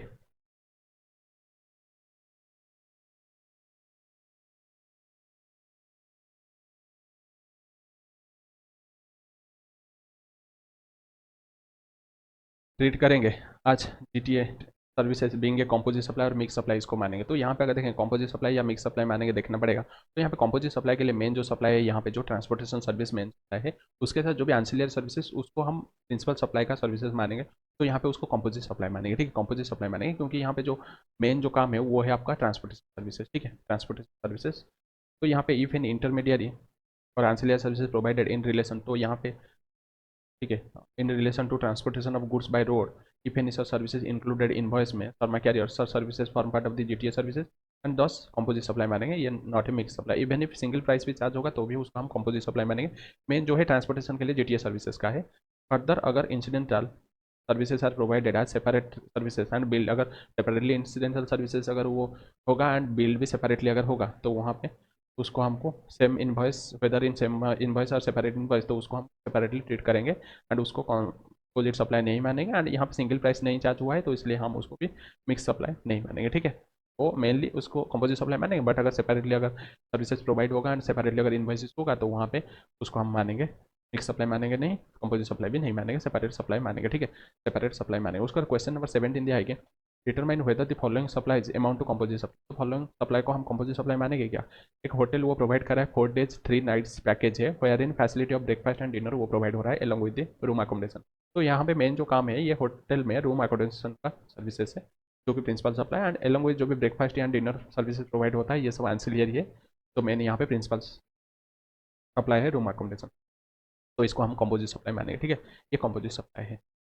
एक टूथपेस्ट कंपनी वो ऑफर कर रहा है the scheme of free toothbrush along with the toothpaste. तो ये नेचुरल बंडल नहीं है, आप टूथपेस्ट ऐसे भी परचेज कर सकते हैं, टूथब्रश ऐसे भी परचेज कर सकते हैं, बट वो सेल्स के लिए वो टारगेट अचीव करने के लिए दे रहे हैं। मीन्स ये एक कंपोजिट सप्लाई नहीं है, क्योंकि कोई भी प्रिंसिपल सप्लाई नहीं है, इक्वली इंपॉर्टेंट है, क्योंकि आप टूथब्रश ऐसे भी परचेज कर सकते हैं। मीन्स ये इक्वली इंपॉर्टेंट है एंड कोई प्रिंसिपल सप्लाई नहीं है, तो ये एक मिक्स सप्लाई, ठीक है, ये मिक्स सप्लाई है, प्रिंसिपल कंपोजिट सप्लाई नहीं है, ठीक है, कंपोजिट सप्लाई नहीं है। उसके बाद है क्वेश्चन नंबर 18 है अग्रवाल कैरियर्स एक गुड्स ट्रांसपोर्ट एजेंसी है which engage for transportation of goods. तो ये क्वेश्चन सिमिलर है, जो कि हम ये वाला ऊपर वाला 16 क्वेश्चन देखे आए हैं, ठीक है, ये वाला 16 क्वेश्चन देखे आए हैं। उसके बाद नेक्स्ट चलते हैं।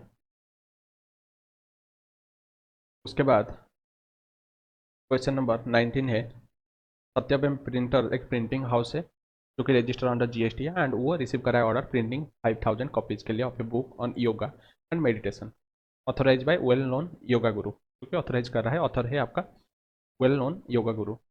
The content of the book ये प्रोवाइड कर रहा है कौन? योगा गुरु कंटेंट प्रोवाइड कर रहा है टू सत्यमेव प्रिंटर को। इट इज एग्रीड दैट सत्यमेव printer will use it own paper two print the set books. तो यहाँ पे जो पेपर कौन यूज कर रहा है? सत्यमेव प्रिंटर है।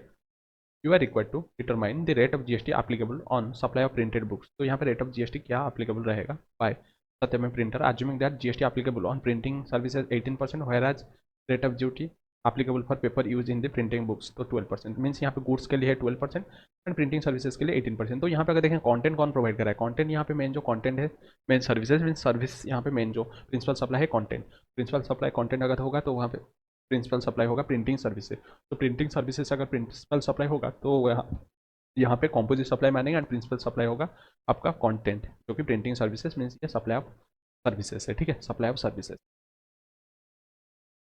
ये आपका सप्लाई ऑफ सर्विसेज है।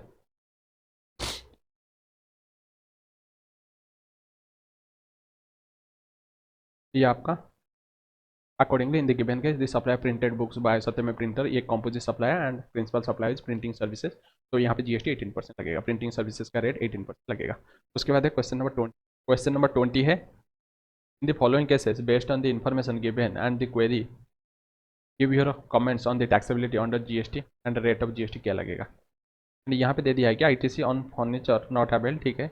तो स्पेस बाजार ऑफर एक free bucket with detergent purchase, अगर परचेज करोगे डिटर्जेंट तो वहाँ पे एक फ्री बकेट मिल जाएगा आपको and it is a composite supply और मिक्स सप्लाई आपको बताना पड़ेगा। Assume that rate of detergent क्या रहेगा 28% एंड बकेट क्या रहेगा 18%। तो यहाँ पे ये कोई भी कॉम्पोजिट सप्लाई नहीं होगा क्योंकि यहाँ पे प्रिंसिपल सप्लाई कुछ भी नहीं है, दोनों ही इंपॉर्टेंट है। आप चाहे तो बकेट भी परचेज कर सकते हैं या डिटर्जेंट भी परचेज कर सकते हैं। मीन्स ये मिक्स सप्लाई है तो यहाँ पे हायर रेट लेंगे। मिक्स सप्लाई अगर देखें तो वहाँ पे हायर रेट देखेंगे तो हायर रेट क्या रहेगा, तो ये दोनों का हायर रेट रहेगा 28%। तो यहाँ पे पूरा डिटर्जेंट एंड पॉकेट के ऊपर लगेगा 28%, ठीक है 28%, क्योंकि मिक्स सप्लाई जो भी हायर वाला रेट रहेगा। उसके बाद है मिस्टर ए बुक कर रहा है Rajdhani train ticket which includes meal, meal include हो जाता है एंड ये कंपोजिट सप्लाई और मिक्स सप्लाई बताइए। मेनली यहाँ पे अगर देखें प्रिंसिपल सप्लाई होगा आपका ये जो ट्रेन टिकट काटना है, ठीक है, booking of train ticket, and उसके साथ मील तो दे देते हैं जो कि एंसिलियरी है। तो यहाँ पे प्रिंसिपल सप्लाई है बुकिंग ऑफ ट्रेन टिकट, तो उसको ही पूरा मानेंगे, ठीक है, सप्लाई पूरा मानेंगे। उसके बाद मिस्टर रवि एक डीलर इन लैपटॉप है एंड वो सोल्ड कर रहा है laptop bag along with laptop to a customer for ₹55,000 है एंड CGST रेट लैपटॉप के ऊपर 18% एंड लैपटॉप बैग के ऊपर 28%।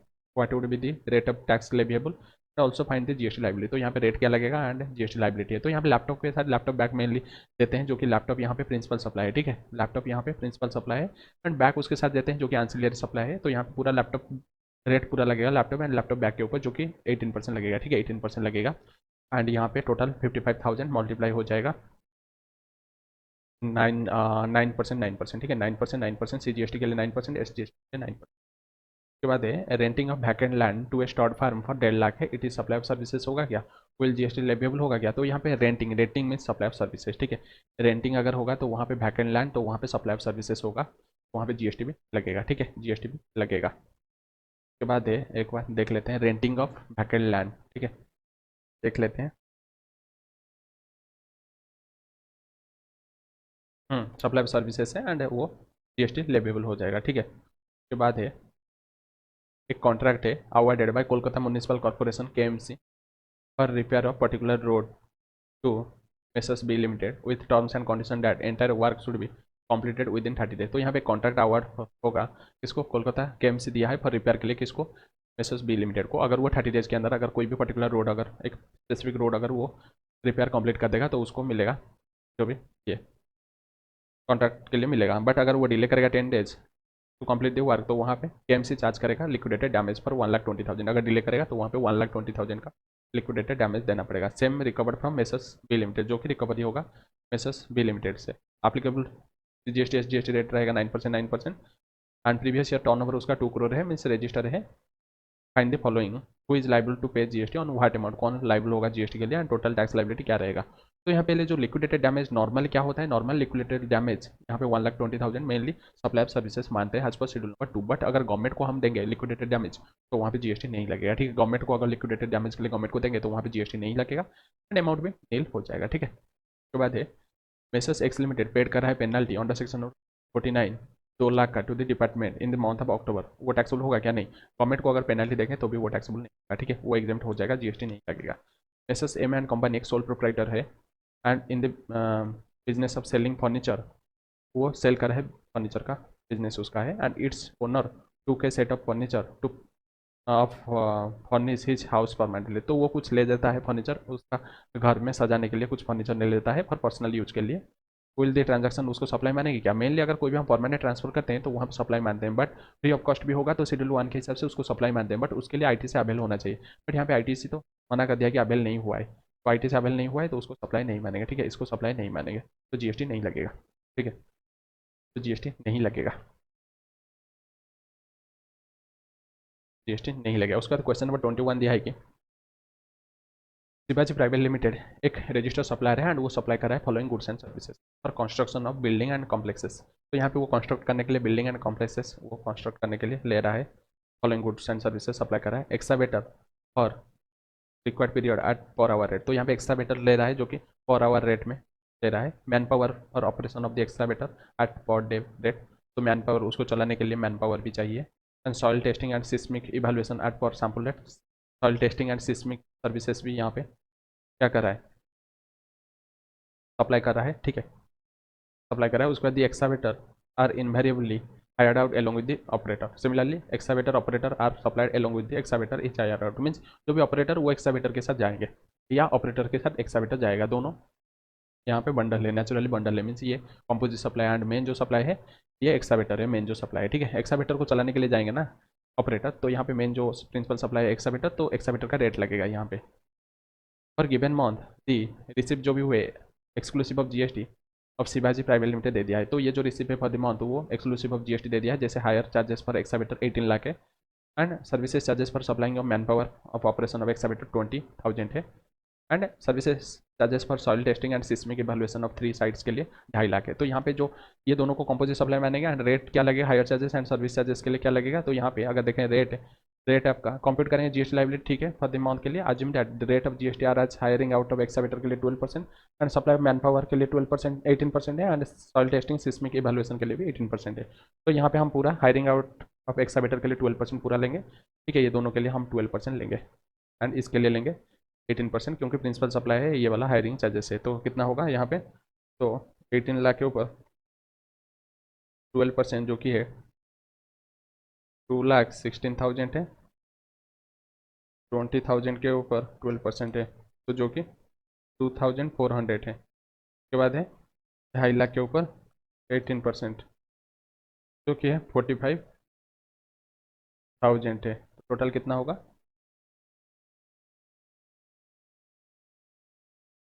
तो यहाँ पे 2,63,400, ठीक है, 2,63,400।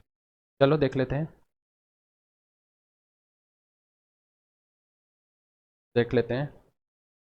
तो ये आ गया है, ठीक है। उसका नेक्स्ट क्वेश्चन को चलते हैं। तो यहाँ पे क्वेश्चन नंबर 22 दिया है कि मिसेस काजल एक रजिस्टर सप्लायर है जो कि जयपुर राजस्थान का है, एंड वो following supplies in the month of January में फॉलोइंग सप्लाई किया है, ठीक है। पहला है supply of laptop along with laptop bag to a customer of Mumbai 55,000 exclusive of GST. तो यहाँ पे क्या पूछा है, आज में जीएसटी रेट दे दिया है, तो यहाँ पे देखना पड़ेगा क्या क्या पूछा है यहाँ पे। तो यहाँ पे from the above information examine each of the above supplies made by Mrs Kajal for the month of January and determine करेंगे रेट ऑफ जीएसटी। तो ओनली रेट हम यहाँ पे डिटरमाइन करेंगे, तो रेट डिटरमाइन करेंगे तो आ जाइए। तो यहाँ पे लैपटॉप के साथ लैपटॉप बैग जा रहा है, तो लैपटॉप एंड लैपटॉप बैग, तो यहाँ पे जो प्रिंसिपल सप्लाई है वो है लैपटॉप एंड उसके साथ बैग जा रहा है। तो यहाँ पे सब कुछ रेट दे दिया है, real number particulars and rate दे दिया है। तो लैपटॉप यहाँ प्रिंसिपल सप्लाई, तो लैपटॉप का रेट लगेगा जो कि 18% लगेगा, ठीक है। तो यहाँ पे लगेगा 18%, 18% लगेगा। उसके बाद है supply of 10,000 kits 50 each amounting to 5 lakh exclusive of GST to Ram fancy store है, कोटा राजस्थान का है, ठीक है, कोटा राजस्थान का है, एंड ये आपका राजस्थान में है। And each kits consist of 1 hair oil है, 1 ब्यूटी सॉप है, एंड 1 हेयर कॉम्ब है। मीन्स ये एक मिक्स सप्लाई है, तीनों ही इंपॉर्टेंट है, क्योंकि उसमें एक हेयर ऑयल है, एक ब्यूटी सॉप है, एंड एक हेयर कॉम्ब है, तीनों ही इंपॉर्टेंट है, कोई भी प्रिंसिपल सप्लाई नहीं है। तो यहाँ पे तीनों मानेंगे हम, यहाँ पे मिक्स सप्लाई मानेंगे, तो जो भी हायर वाला रेट है, तो यहाँ पे हायर वाला रेट अगर देखें, ये तीनों में हायर वाला रेट कौन सा होगा, ये तीनों में हायर वाला रेट तो ये वाला रहेगा। ब्यूटी शॉप का जो भी रेट है, तो हायर वाला रेट 28% यहाँ लगेगा, ठीक है, 28% लगेगा। उसके बाद है 100 kits are given free of cost to Jaipur customers. तो यहाँ पे 100 किट फ्री ऑफ कॉस्ट दे रहे हैं जयपुर कस्टमर, जो कि ऑन रिलेटेड है on the occasion of Mrs Kajal's birthday. Each kits में एक हेयर ऑयल है, 1 ब्यूटी शॉप है, ईच किट्स में एक hair oil and 1 beauty shop रहेगा, and cost of each kit है 35 रुपीज़। इनपुट टैक्स वहाँ पे नहीं लिए हैं, ठीक है, input tax not has been taken on the goods content in the kit है। तो यहाँ पे अगर देखेंगे हम ऑन रिलेटेड पार्टी को फ्री ऑफ कॉस्ट दे रहे हैं, ऑन रिलेटेड पार्टी को फ्री ऑफ कॉस्ट दे रहे हैं, तो यहाँ पे हम उसको सप्लाई नहीं मानेंगे, क्योंकि रिलेटेड पार्टी अगर होगा, बिजनेस पर्पज अगर होगा तभी जाकर हम लेंगे, बट यहाँ पे ऑन रिलेटेड कस्टमर को फ्री ऑफ कॉस्ट दे रहे हैं, तो यहाँ पे उसको सप्लाई नहीं मानेंगे, तो रेट भी कैलकुलेशन नहीं हो पाएगा। उसके बाद है event management services provided free of cost to her brother. तो ब्रदर जो कि होली डिपेंडेंट है, होली डिपेंडेंट उनके ऊपर पूरा होली डिपेंडेंट है, इवेंट मैनेजमेंट सर्विसेज प्रोवाइड कर रहे हैं फॉर हिज सॉन्स मैरिज के लिए, फंक्शन जो कि इंडोर हो रहा है, इंदौर मध्य प्रदेश में हो रहा है। Cost of providing sale services 80,000 है। तो यहाँ पे इवेंट मैनेजमेंट सर्विसेज अगर देखें फ्री ऑफ कॉस्ट प्रोवाइड करें, जो कि रिलेटेड पर्सन को, क्योंकि वो होली डिपेंडेंट है, तो ब्रदर को होली डिपेंडेंट, तो अगर होली डिपेंडेंट को कोई भी हम सर्विस प्रोवाइड करेंगे तो वहाँ पे जीएसटी लगेगा, सप्लाई होगा, बट रेट क्या लेंगे, तो रेट यहाँ पे 5% लेंगे, ठीक है, रेट लेंगे यहाँ पे 5%। आगे चलते हैं। 1400 chairs and 100 coolers hire out to function garden Ajmer को दे रहे हैं, हायरिंग आउट कर रहे हैं 3,30,000 exclusive of GST including cost of transporting chair, तो उसमें इंक्लूड हो जाएगा cost of transporting. And cooler from Mrs kajals godown से वो हायरिंग आउट कर रहे हैं, जा रहा है फंक्शन गार्डन अजमेर को जा रहा है। सिंस मिसेस काजल वो जीटीए नहीं है एंड ट्रांसपोर्टेशन सर्विसेज प्रोवाइडेड वो एग्जाम्प्ट हो जाता है। तो यहाँ पे मिसेस काजल वो जीटीए नहीं है, तो जो भी ट्रांसपोर्टेशन सर्विसेज वो एग्जिम्ट हो रहा है। तो यहाँ पे दो सर्विसेज है। पहला है ये जो हायरिंग आउट का सर्विसेज दे रहा है, हायरिंग आउट का सर्विसेज 3,30,000 चार्ज कर रहे हैं, प्लस उसके साथ ट्रांसपोर्टेशन सर्विस भी दे रहे हैं। तो यहाँ पे दो दो सर्विसेज है। जो मेन प्रिंसिपल सर्विसेज है वो हायरिंग आउट का सर्विसेज है। तो प्रिंसिपल सर्विसेज यहाँ पे हायरिंग आउट टैक्सेबल है, बट जो एंसिलियरी सर्विसेज, क्योंकि जीटीए को अगर हम नहीं देते हैं तो वहाँ पे एग्जिम्ट हो जाता है। ओनली अगर रोड सर्विसेज अगर वो जीटीए देगा तभी जाकर टैक्सेबल होगा, नहीं तो एग्जिम्ट हो जाता है। तो यहाँ पे ये एग्जाम है, एंसिलरी एग्जाम है, बट प्रिंसिपल टैक्सेबल है, तो इसलिए पूरा 3,30,000 के ऊपर प्रिंसिपल सप्लाई का रेट लगेगा, जो कि यहाँ पे services of renting of chairs and coolers वो है 12%। यहाँ पे 12% लगेगा, ठीक है। बट और एक एजम्पशन है, अगर ये दोनों को अलग अलग हम यहाँ पे ट्रीट करेंगे, means hiring out services, renting of services अलग है एंड यहाँ पे ट्रांसपोर्टेशन सर्विसेज अलग है, तो वहाँ पे हम सेपरेटली वहाँ पे चार्ज कर सकते हैं, ठीक है। सेपरेटली उसको हम चार्ज कर सकते हैं, कोई दिक्कत नहीं। उसके बाद है क्वेश्चन नंबर 23 है, क्या दिया है देख लेते हैं। पूछा है क्या है, पूछा क्या देख लेते हैं, उसी हिसाब से हम इसको कंप्यूट करेंगे, ठीक है। क्या पूछा है, तो यहाँ पे पूछा है कि from the above information compute the GST liability. तो यहाँ पे जीएसटी लाइबिलिटी कंप्यूट करना पड़ेगा, मीन्स यहाँ पे अमाउंट को भी लेना पड़ेगा, ठीक है। Of Mrs Kajal for the month of January, January month के लिए यहाँ पे कैलकुलेशन करना पड़ेगा। तो यहाँ पे क्या दिया है, मिसेस काजल एक रजिस्टर्ड सप्लाई जयपुर का है, राजस्थान का है, and has made the following supply in the month of January में वो सप्लाई किए हैं। तो पहले supply of laptop bag along with laptop to a customer Mumbai 55,000 का and exclusive of GST, means यहाँ पे मुंबई को दे रहे हैं, मीन्स इंटरेस्टेड होगा, एंड लैपटॉप के साथ लैपटॉप बैग दे रहे हैं। तो यहाँ पे हम प्रिंसिपल सप्लाई लेंगे, लैपटॉप को लेंगे, तो यहाँ पे लैपटॉप का रेट पूरा लगेगा जो कि 18% लगेगा, ठीक है। तो यहाँ पे 55,000 के ऊपर 18% लगेगा, ठीक है, एट द रेट ऑफ 18% लगेगा, जो कि होगा यहाँ पे ये 55,000, तो ये 9,900 हो जाएगा, ठीक है, 9,900। उसके बाद है next supply of 10,000 kits 50 each amounting to 5 lakh exclusive of GST to Ram fancy store in Kota Rajasthan. Each kit consist of 1 hair oil, 1 beauty soap and 1 hair comb. Means यहाँ पे तीन चीज़ दे रहे हैं, एक hair oil, beauty soap and hair comb, जो कि यहाँ पे तो इक्वली इंपॉर्टेंट है, मीन्स मिक्स सप्लाई। तो तीनों का जो भी हाइस्ट वाला रेट लेंगे,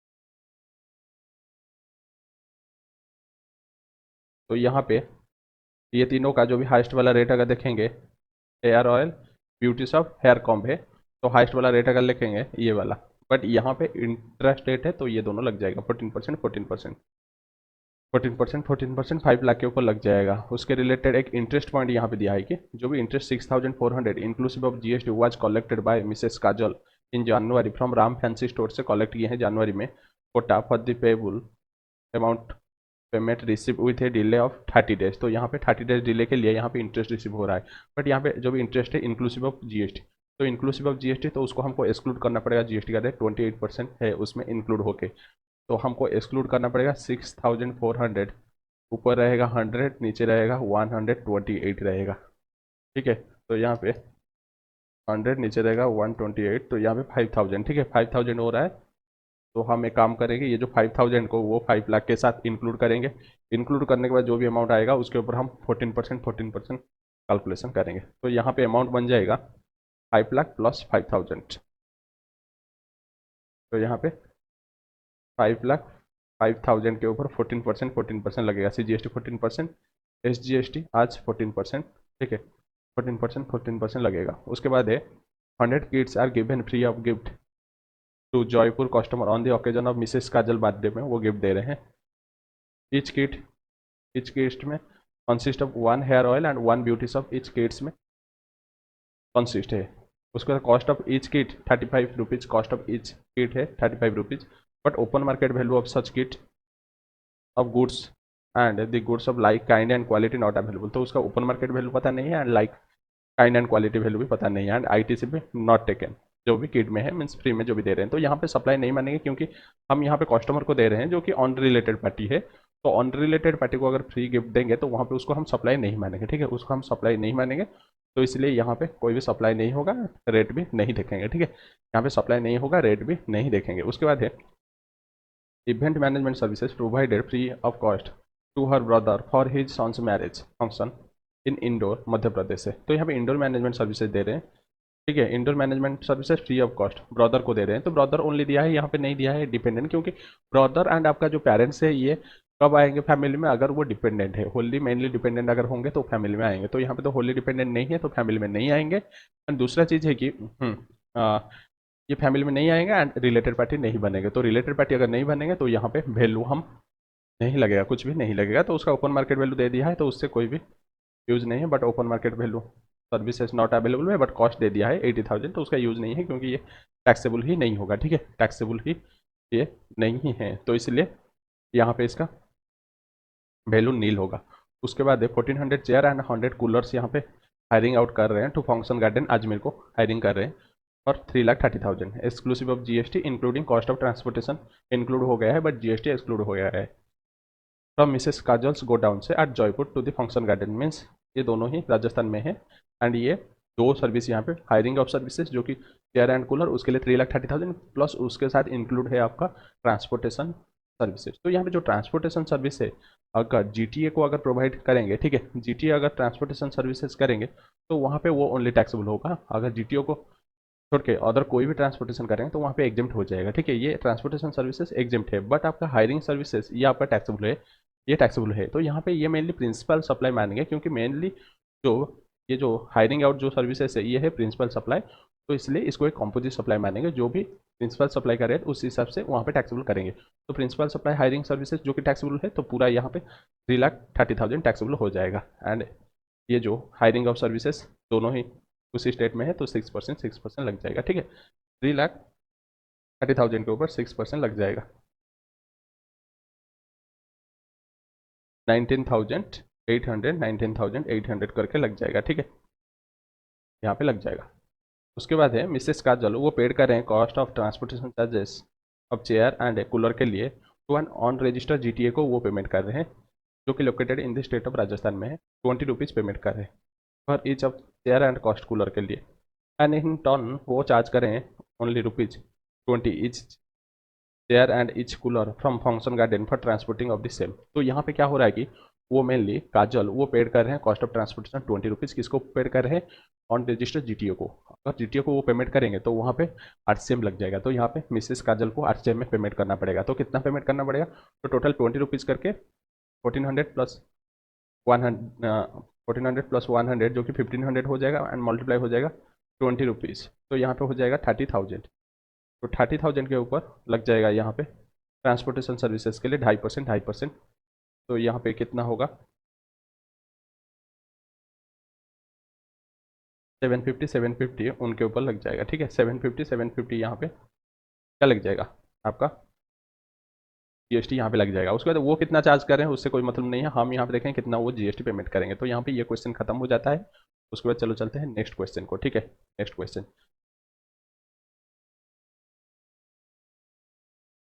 ऐसे ही आपको क्वेश्चन का आंसर देना पड़ेगा। ठीक है, ऐसे ही आपको क्वेश्चन का आंसर देना पड़ेगा जिससे आप पूरा फुल्ली, तो इसलिए हम बोल रहे हैं कि आप रिवीजन अच्छे से देखिए। हमारा रिवीजन वीडियो अगर नहीं देखें तो इसको आप जल्दी से नहीं सॉल्व कर पाएंगे। ठीक है, जल्दी से सॉल्व नहीं कर पाएंगे। रिवीजन वीडियो में हम लाइन लाइन करके रिवीजन किए हैं एंड हर एक कॉन्सेप्ट को हम अच्छे से टाइम देकर समझाए हैं, तो इसलिए आप रिवाइज करिए पहले। अगर रिवाइज नहीं करेंगे, आप बोलेंगे हम डायरेक्टली क्वेश्चन कर देंगे, तो दिक्कत फेस करेंगे यहाँ पे प्रोविजन को लेकर। ठीक है, रिवीजन तो करना ही पड़ेगा। तो यहाँ पे क्या पूछा है, जो भी क्वेश्चन नंबर 24 है तो देख लेते हैं। तो क्वेश्चन नंबर 24 पूछा है कि from the above information examine each of the above supplies made by Diksha for the month of July determine the GST. Same है यहाँ पे। ठीक है, सेम क्वेश्चन है, कुछ अलग नहीं है, वही है 24। यहाँ पे लैपटॉप उसके साथ लैपटॉप बैग है, टैक्सेबल हो जाएगा लैपटॉप का रेट। एंड यहाँ पे किट दे रहा है, तीनों ही है, तो हायर वाला लग जाएगा 28%। 100 किट फ्री ऑफ गिफ्ट दे रहे हैं कस्टमर को, टैक्सेबल नहीं होगा। इवेंट मैनेजमेंट सर्विसेज दे रहे हैं ब्रदर को, जो कि यहाँ पे होली डिपेंडेंट है, तो होली डिपेंडेंट मीन्स यहाँ पे वो टैक्सेबल हो जाएगा। ठीक है, वो टैक्सेबल हो जाएगा यहाँ पे क्योंकि होली डिपेंडेंट तो फैमिली में आ जाएंगे। उसके बाद यहाँ पे जो 320 शेयर हायरिंग सर्विसेज ले रहे हैं 48,000 में, तो यहाँ पे ये आपका रहेगा टैक्सेबल हो जाएगा। ठीक है, ये आपका टैक्सेबल हो जाएगा। तो यहाँ पे रेट पूछा है, तो रेट तो सिंपल है। ठीक है, रेट मीन सिंपल है, 12% लग जाएगा। उसके बाद नेक्स्ट क्वेश्चन को चलते हैं, सिंपल है। हम जितना भी क्वेश्चन है ना, जो भी क्वेश्चन आता है सब कुछ यहाँ पे क्वेश्चन आया है सब कुछ हम डाल दिए हैं। ठीक है, सब कुछ हम डाल दिए हैं। उसके बाद क्वेश्चन नंबर 25 पे जसकरण एक रजिस्टर सप्लायर दिल्ली का है एंड वो फॉलोइंग सप्लाईज किया है for the month of January में, पर्टिकुलर दे दिया एंड अमाउंट दे दिया। अमाउंट जो भी दिया है एक्सक्लूडिंग जीएसटी। पूछा क्या है देख लेते हैं, वही पूछा होगा। You are required to determine GST liability, GST S GST I GST as the case में भी डिटरमाइन करना पड़ेगा जसकरण के लिए for the month of January के लिए with the help of the following additional information furnished him for the said period. Following additional दिया है, जैसे penalty 10,000 was collected from Sukija gift shop for the payment receipt with delay of 10 days. तो 10,000 receive किया है Sukija gift shop से, ठीक है, collected from Sukija gift shop for payment delay करने के लिए, ठीक है। And the transportation of generator from Jaskaran warehouse to the customers premises is arrange by Jaskaran through GTA who pays 12%। तो यहाँ पे वो जो 12% जीटीए पेमेंट करा है, तो जीटीए अगर 12% पेमेंट करेगा तो वहाँ फॉरवर्ड चार्ज लगेगा, यहाँ पे कोई भी टैक्स नहीं पेमेंट करने के लिए पड़ेगा। एंड यहाँ पे आजूम रेट ऑफ जीएसटी दे दिया है, तो चलो देख लेते हैं। तो पहला है supply of 20,000 packages 30 each to Sukija gift shop in Punjab. Each packages 2 chocolate 2 fruit juice and 1 packet of toy balloon है। तो यहाँ पे तीनों ही इंपॉर्टेंट है, क्योंकि एक पैकेट में आपका 2 चॉकलेट्स आ रहा है, 2 फ्रूट जूस आ रहा है एंड बैलून आ रहा है। तो तीनों ही इंडिविजुअली इंपॉर्टेंट है, कोई भी यहाँ पे प्रिंसिपल सप्लाई नहीं है, तो हायर वाला रेट लेंगे। तो हायर वाला रेट क्या है ये तीनों में, एंड यहाँ पे जो भी है ये कहाँ पे है, पंजाब में है एंड ये दिल्ली में है, तो इंटरेस्ट रेट यहाँ पे लगेगा। तो 6 लाख के ऊपर रेट देखना पड़ेगा हायर वाला कौन सा होगा। तो ये तीनों में हायर वाला 18% है, ठीक है। 18% वाला है, तो यहाँ पे 18% मल्टीप्लाई हो जाएगा, ठीक है, 18% मल्टीप्लाई हो जाएगा। बट यहाँ पे क्या क्या है कि ये जो इसको वो जो 10,000 को उसको वो इंक्लूड हुआ है किया है 6 लाख के साथ। तो इसको पहले हम एक्सक्लूडिंग जीएसटी करेंगे, तो 10,000 ऊपर रहेगा 100, नीचे रहेगा 118 है, तो हमको एक्सक्लूडिंग जीएसटी करना पड़ेगा 100 बाय 118। तो यहाँ पे आ जाएगा 8,475 आ जाएगा। तो इसको इंक्लूड कर दिया है 6 लाख के साथ, ठीक है। टोटल यहाँ पे कितना हो जाएगा 8,475, जो भी अमाउंट आएगा 6,08,475, उसके साथ 18% मल्टीप्लाई हो जाएगा, ठीक है, उसके साथ 18% मल्टीप्लाई हो जाएगा। उसके बाद है 10 generator hiring out to Murarji banquet hall Chandigarh में, वो उसको जनरेटर हायरिंग आउट कर रहे हैं including cost of transporting the generator. 1,000 for each generator वो चार्ज कर रहा है from Jaskaran's warehouse to Murarji banquet hall. तो यहाँ पे 10 जनरेटर हायरिंग आउट का सर्विसेज दे रहे हैं, जो कि नॉर्मली आपका टैक्सेबल हो जाएगा, ठीक है, 2.5 लाख के ऊपर टैक्सेबल हो जाएगा सर्विसेज सब renting.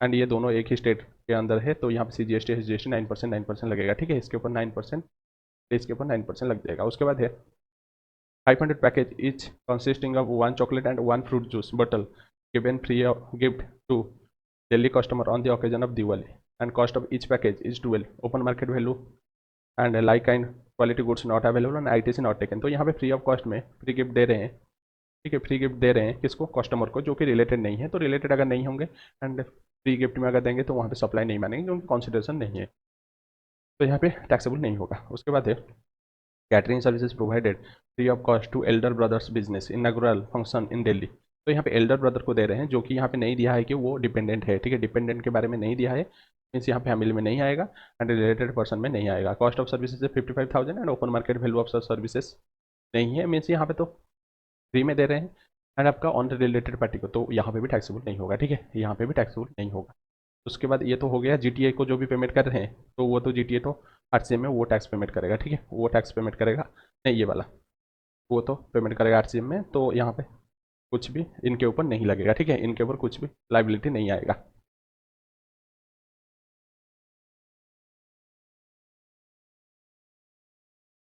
Catering services free of cost Elder brothers business taxable करा दिया है। यहाँ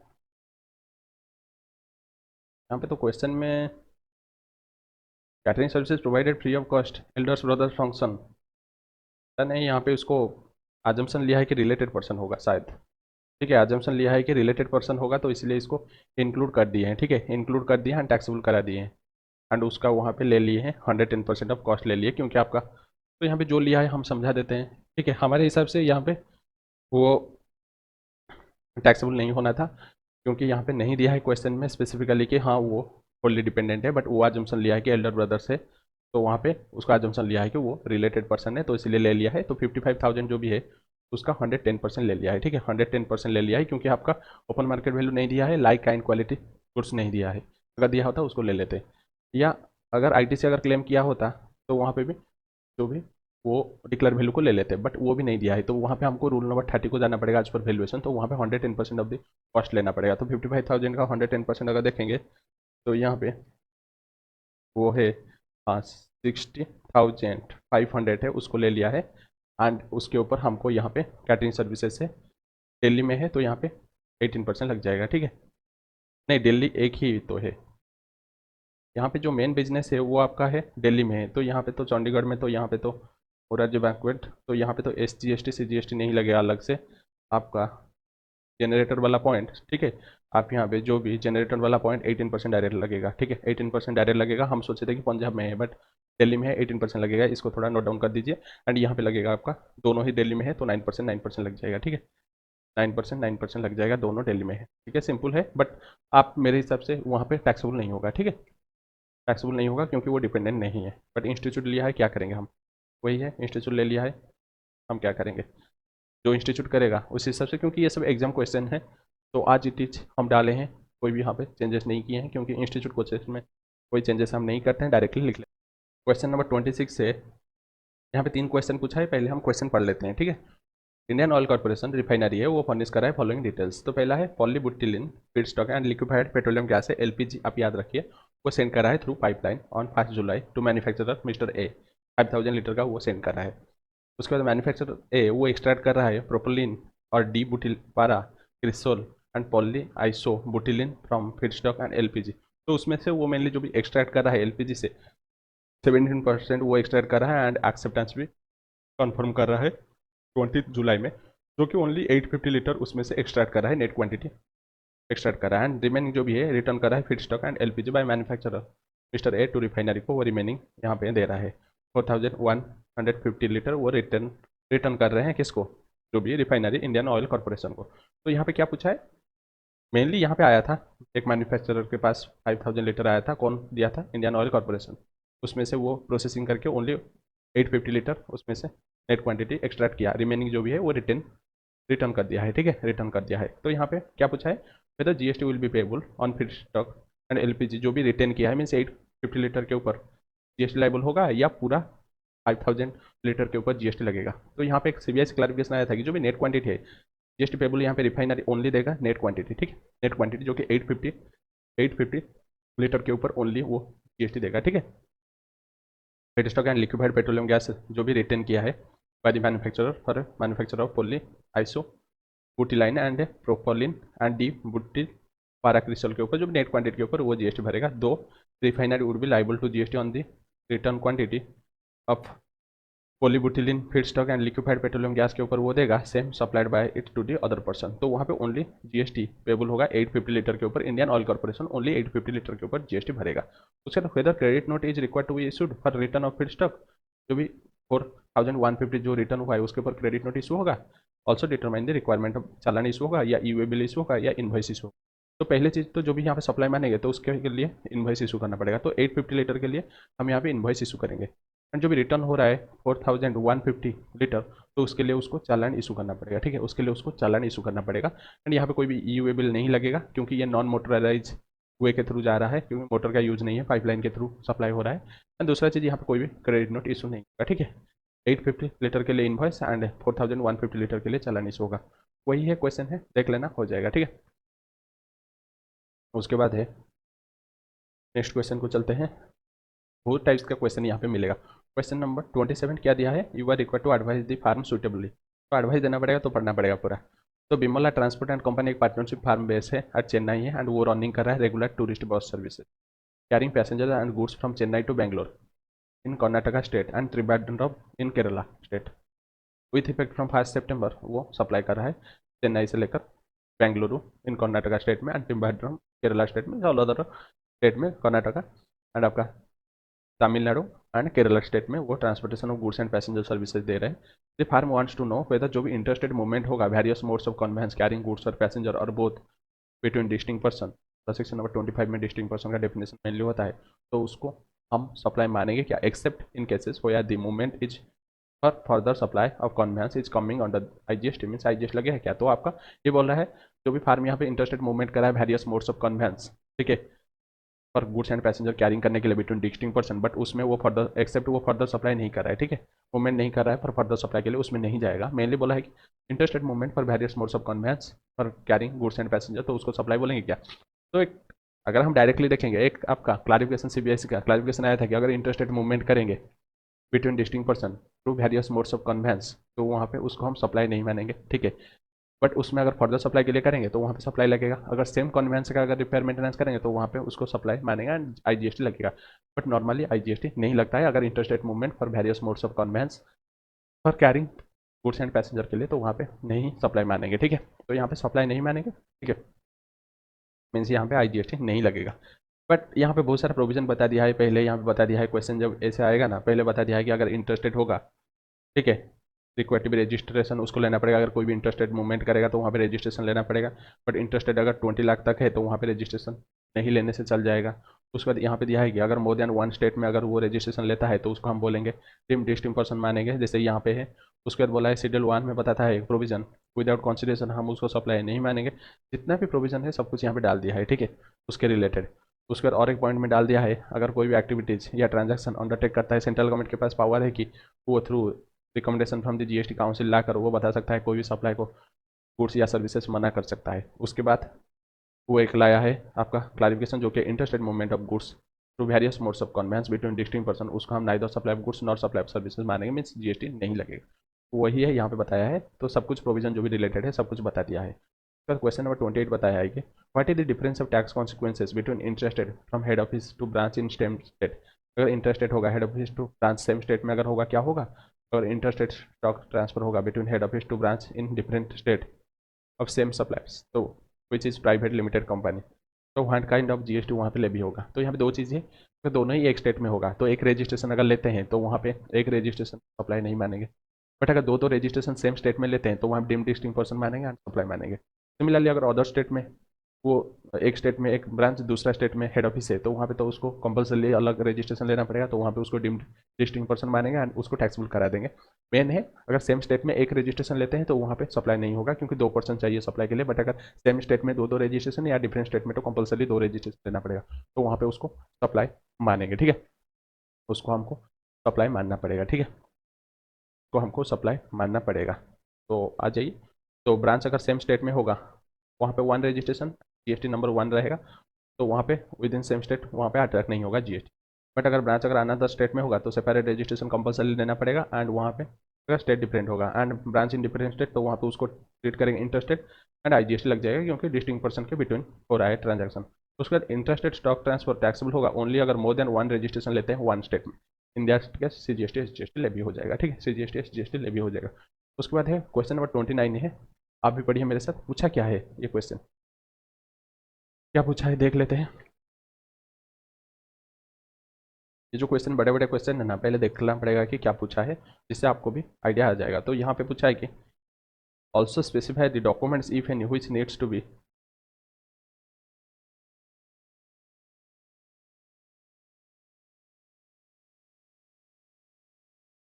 also specify the documents if any needs to be issued for power engineering private limited Bangalore of the above transaction के लिए, तो document क्या क्या issue करना पड़ेगा उसको भी देखना पड़ेगा। All the given amounts are exclusive of GST and rate दे दिया है यहाँ पे।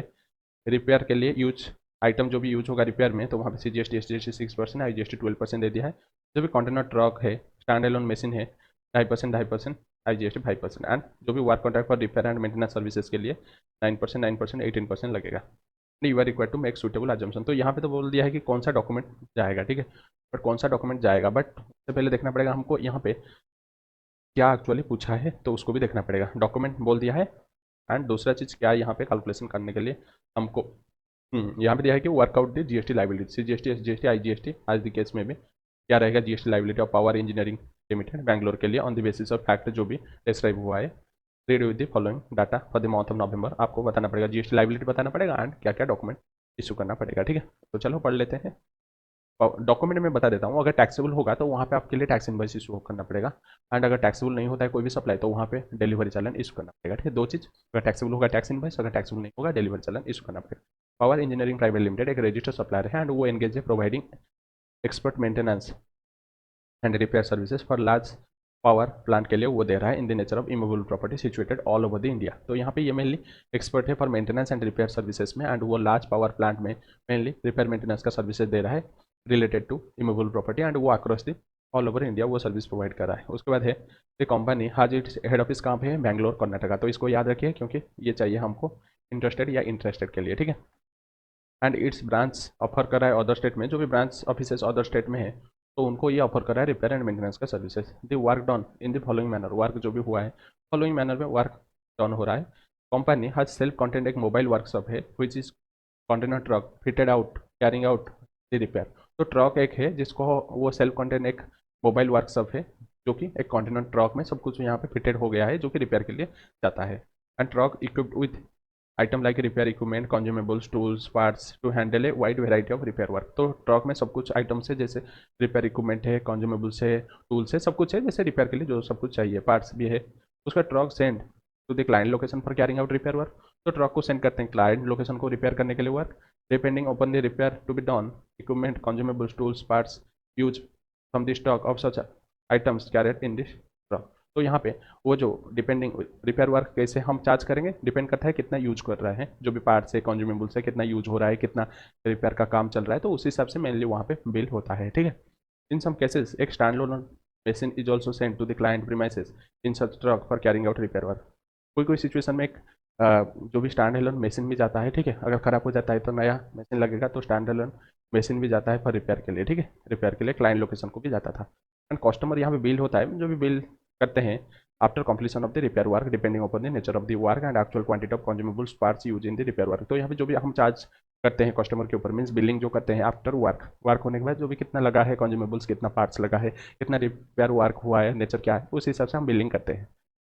Sometimes truck is sent to company's own location in other state from where it is further sent to client location for repair। तो sometime हम क्या करते हैं, हमारा जो ब्रांच है ब्रांच को हम सेंड कर देते थे ट्रक, वहाँ से क्लाइंट लोकेशन से जो भी जहाँ पे है वहाँ पे हम सेंड कर देते थे। मीन्स यहाँ पे हमारा कर्नाटका में है हेड ऑफिस, तो यहाँ पे फॉर एग्जाम्पल यहाँ पे क्लाइंट लोकेशन है आपका तमिलनाडु में है, तमिलनाडु में है क्लाइंट लोकेशन, तो वहाँ पे हम क्या करते हैं, हमारा ब्रांच वहाँ पे तमिलनाडु में है तो पहले हम ब्रांच को सेंड कर देते थे, तो ब्रांच से हम जो भी क्लाइंट लोकेशन हम जाकर रिपेयर सर्विसेज भी प्रोवाइड कर देते थे, ठीक है। यही बोला है। तो यहाँ पे देख लेते हैं आइटम क्या दिया, सीरियल नंबर दे दिया है, पर्टिकुलर दे दिया है। तो एक truck send to own location, तो ओन लोकेशन मीन्स यहाँ पे तमिलनाडु को गया है, कर्नाटका से तमिलनाडु को ये गया है, मीन्स इंटरस्टेट यहाँ पे होगा। And own location means branch को गया है। Value of item content in the truck है 3 लाख, तो वैल्यू ऑफ आइटम कितना है ट्रक में 3 लाख है, एंड वैल्यू ऑफ ट्रक है 25 लाख है, ठीक है।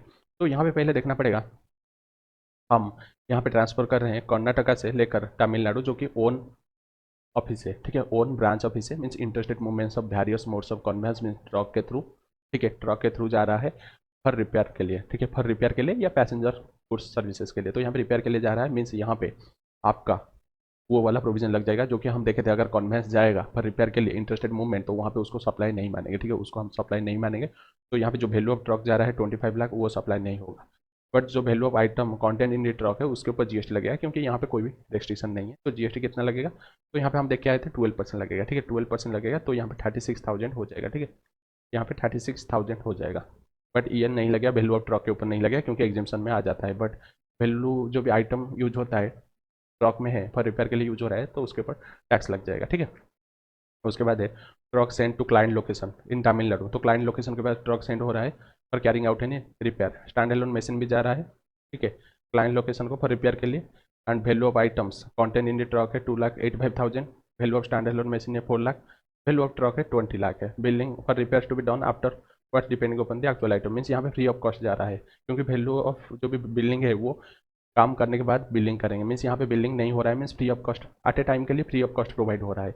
बाद में जब बिलिंग होगा तो वहाँ पे टैक्सेबल हो जाएगा, बट यहाँ पे बिलिंग फ्री ऑफ कॉस्ट हो रहा है, जो भी services at A time free of cost हो रहा है, तो यहाँ पे कोई भी टैक्स नहीं लगेगा, ठीक है, कोई भी टैक्स नहीं लगेगा, फ्री ऑफ कॉस्ट। एंड यहाँ पे क्लाइंट लोकेशन जो कि ऑन रिलेटेड पार्टी है तो इसलिए यहाँ पे टैक्स नहीं लगेगा, free of cost on related party को कोई भी टैक्स नहीं लगेगा, ठीक है, कोई भी टैक्स नहीं लगेगा। अगर वो रिलेटेड पार्टी जैसे यहाँ पे रिलेटेड पार्टी है तो वहाँ पे हम टैक्स लगा देते हैं 3 लाख के ऊपर, फ्री ऑफ कॉस्ट भी होगा तो भी हम लगा देते हैं। उसके बाद है truck send to client location in Karnataka, interested वाला है फॉर रिपेयर के लिए, वैल्यू ऑफ आइटम जो भी कंटेंट है 1,06,000 है, वैल्यू ऑफ ट्रक है 20 लाख है।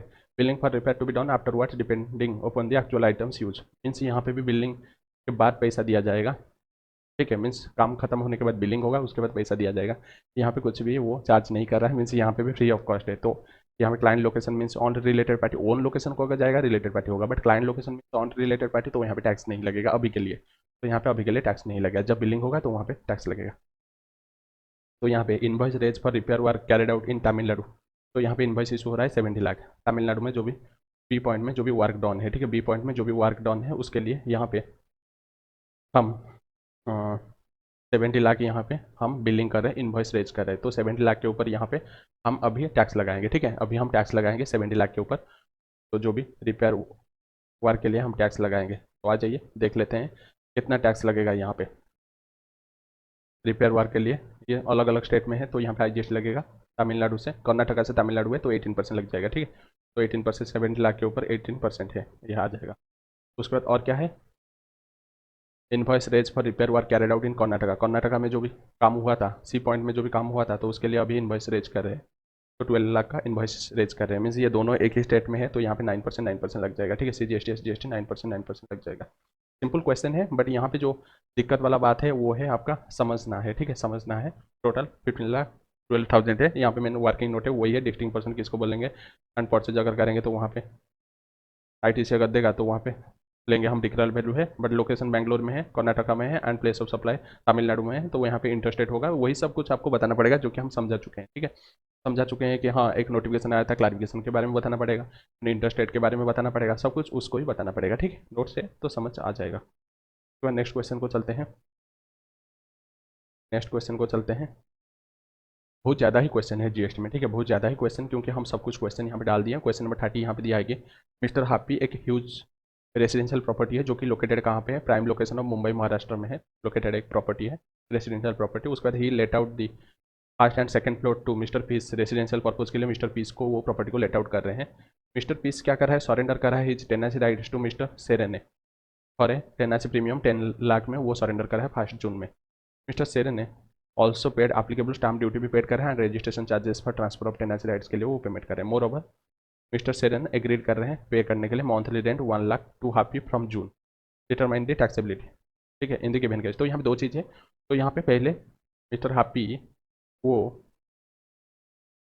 मिस्टर पीस को यहाँ पे प्रॉपर्टी फर्स्ट एंड सेकंड जो भी फ्लोर है वो दिए थे रेंट में, ठीक है, पीस को वो प्रॉपर्टी रेंट में दिए थे। उसके बाद पीस यहाँ पे सरेंडर कर रहा है किसको, सेरेन को दे रहा है, तो जिसके लिए सेरेन यहाँ पे पीस को दे रहा है 10 लाख, ठीक है, 10 लाख दे रहे हैं, एंड यहाँ पे जो मंथली रेंट है हैप्पी को वो 1 लाख चार्ज कर रहे हैं, मंथली रेंट है। तो एक चीज़ है, अगर रेसिडेंशियल ड्वेलिंग और रेसिडेंस पर्पज के लिए अगर देंगे जो मंथली रेंट 1 लाख है, तो वहाँ पे कोई भी टैक्स नहीं लगेगा, ठीक है, कोई भी टैक्स नहीं लगेगा, एग्जम्प्ट हो जाएगा। तो यहाँ पे 1 लाख है जो सेरेन जो कि देगा हापी को, तो वो तो एग्जम्प्ट हो जाएगा हापी के हाथ में, ठीक है, हापी के हाथ में एग्जम्प्ट हो जाएगा, वो तो एग्जम्प्ट हो जाएगा। बट यहाँ पे जो 10 लाख यहाँ पे जो सरेंडर कर रहा है, ठीक है, टेनेंसी राइट्स, तो उसको हम सप्लाई ऑफ सर्विसेज मानेंगे, एग्जम्पशन नहीं मिलेगा, उसको सप्लाई ऑफ सर्विसेज मानेंगे, एंड वहाँ पे टैक्स भरेगा, ठीक है, वहाँ पे टैक्स भरेगा मिस्टर पीस, वो टैक्स भरेगा 10 लाख है वो वहाँ पे सप्लाई ऑफ सर्विसेज में आ जाएगा, ठीक है।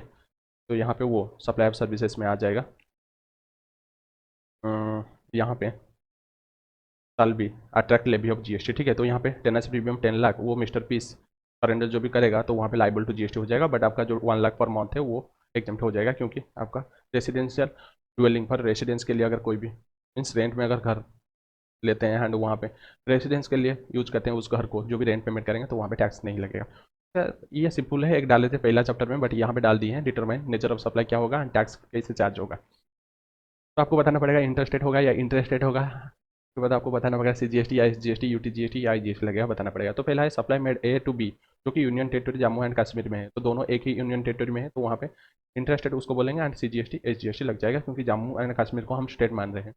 उसके बाद supplies made by C and D with in union territory of Ladakh, तो लद्दाख में है तो वहाँ पे लग जाएगा आपका CGST एंड UTGST लग जाएगा, क्योंकि लद्दाख एक यूनियन टेरिटरी में है, तो इंटरेस्टेड मानेंगे, एंड यहाँ पे CGST एंड UTGST लग जाएगा।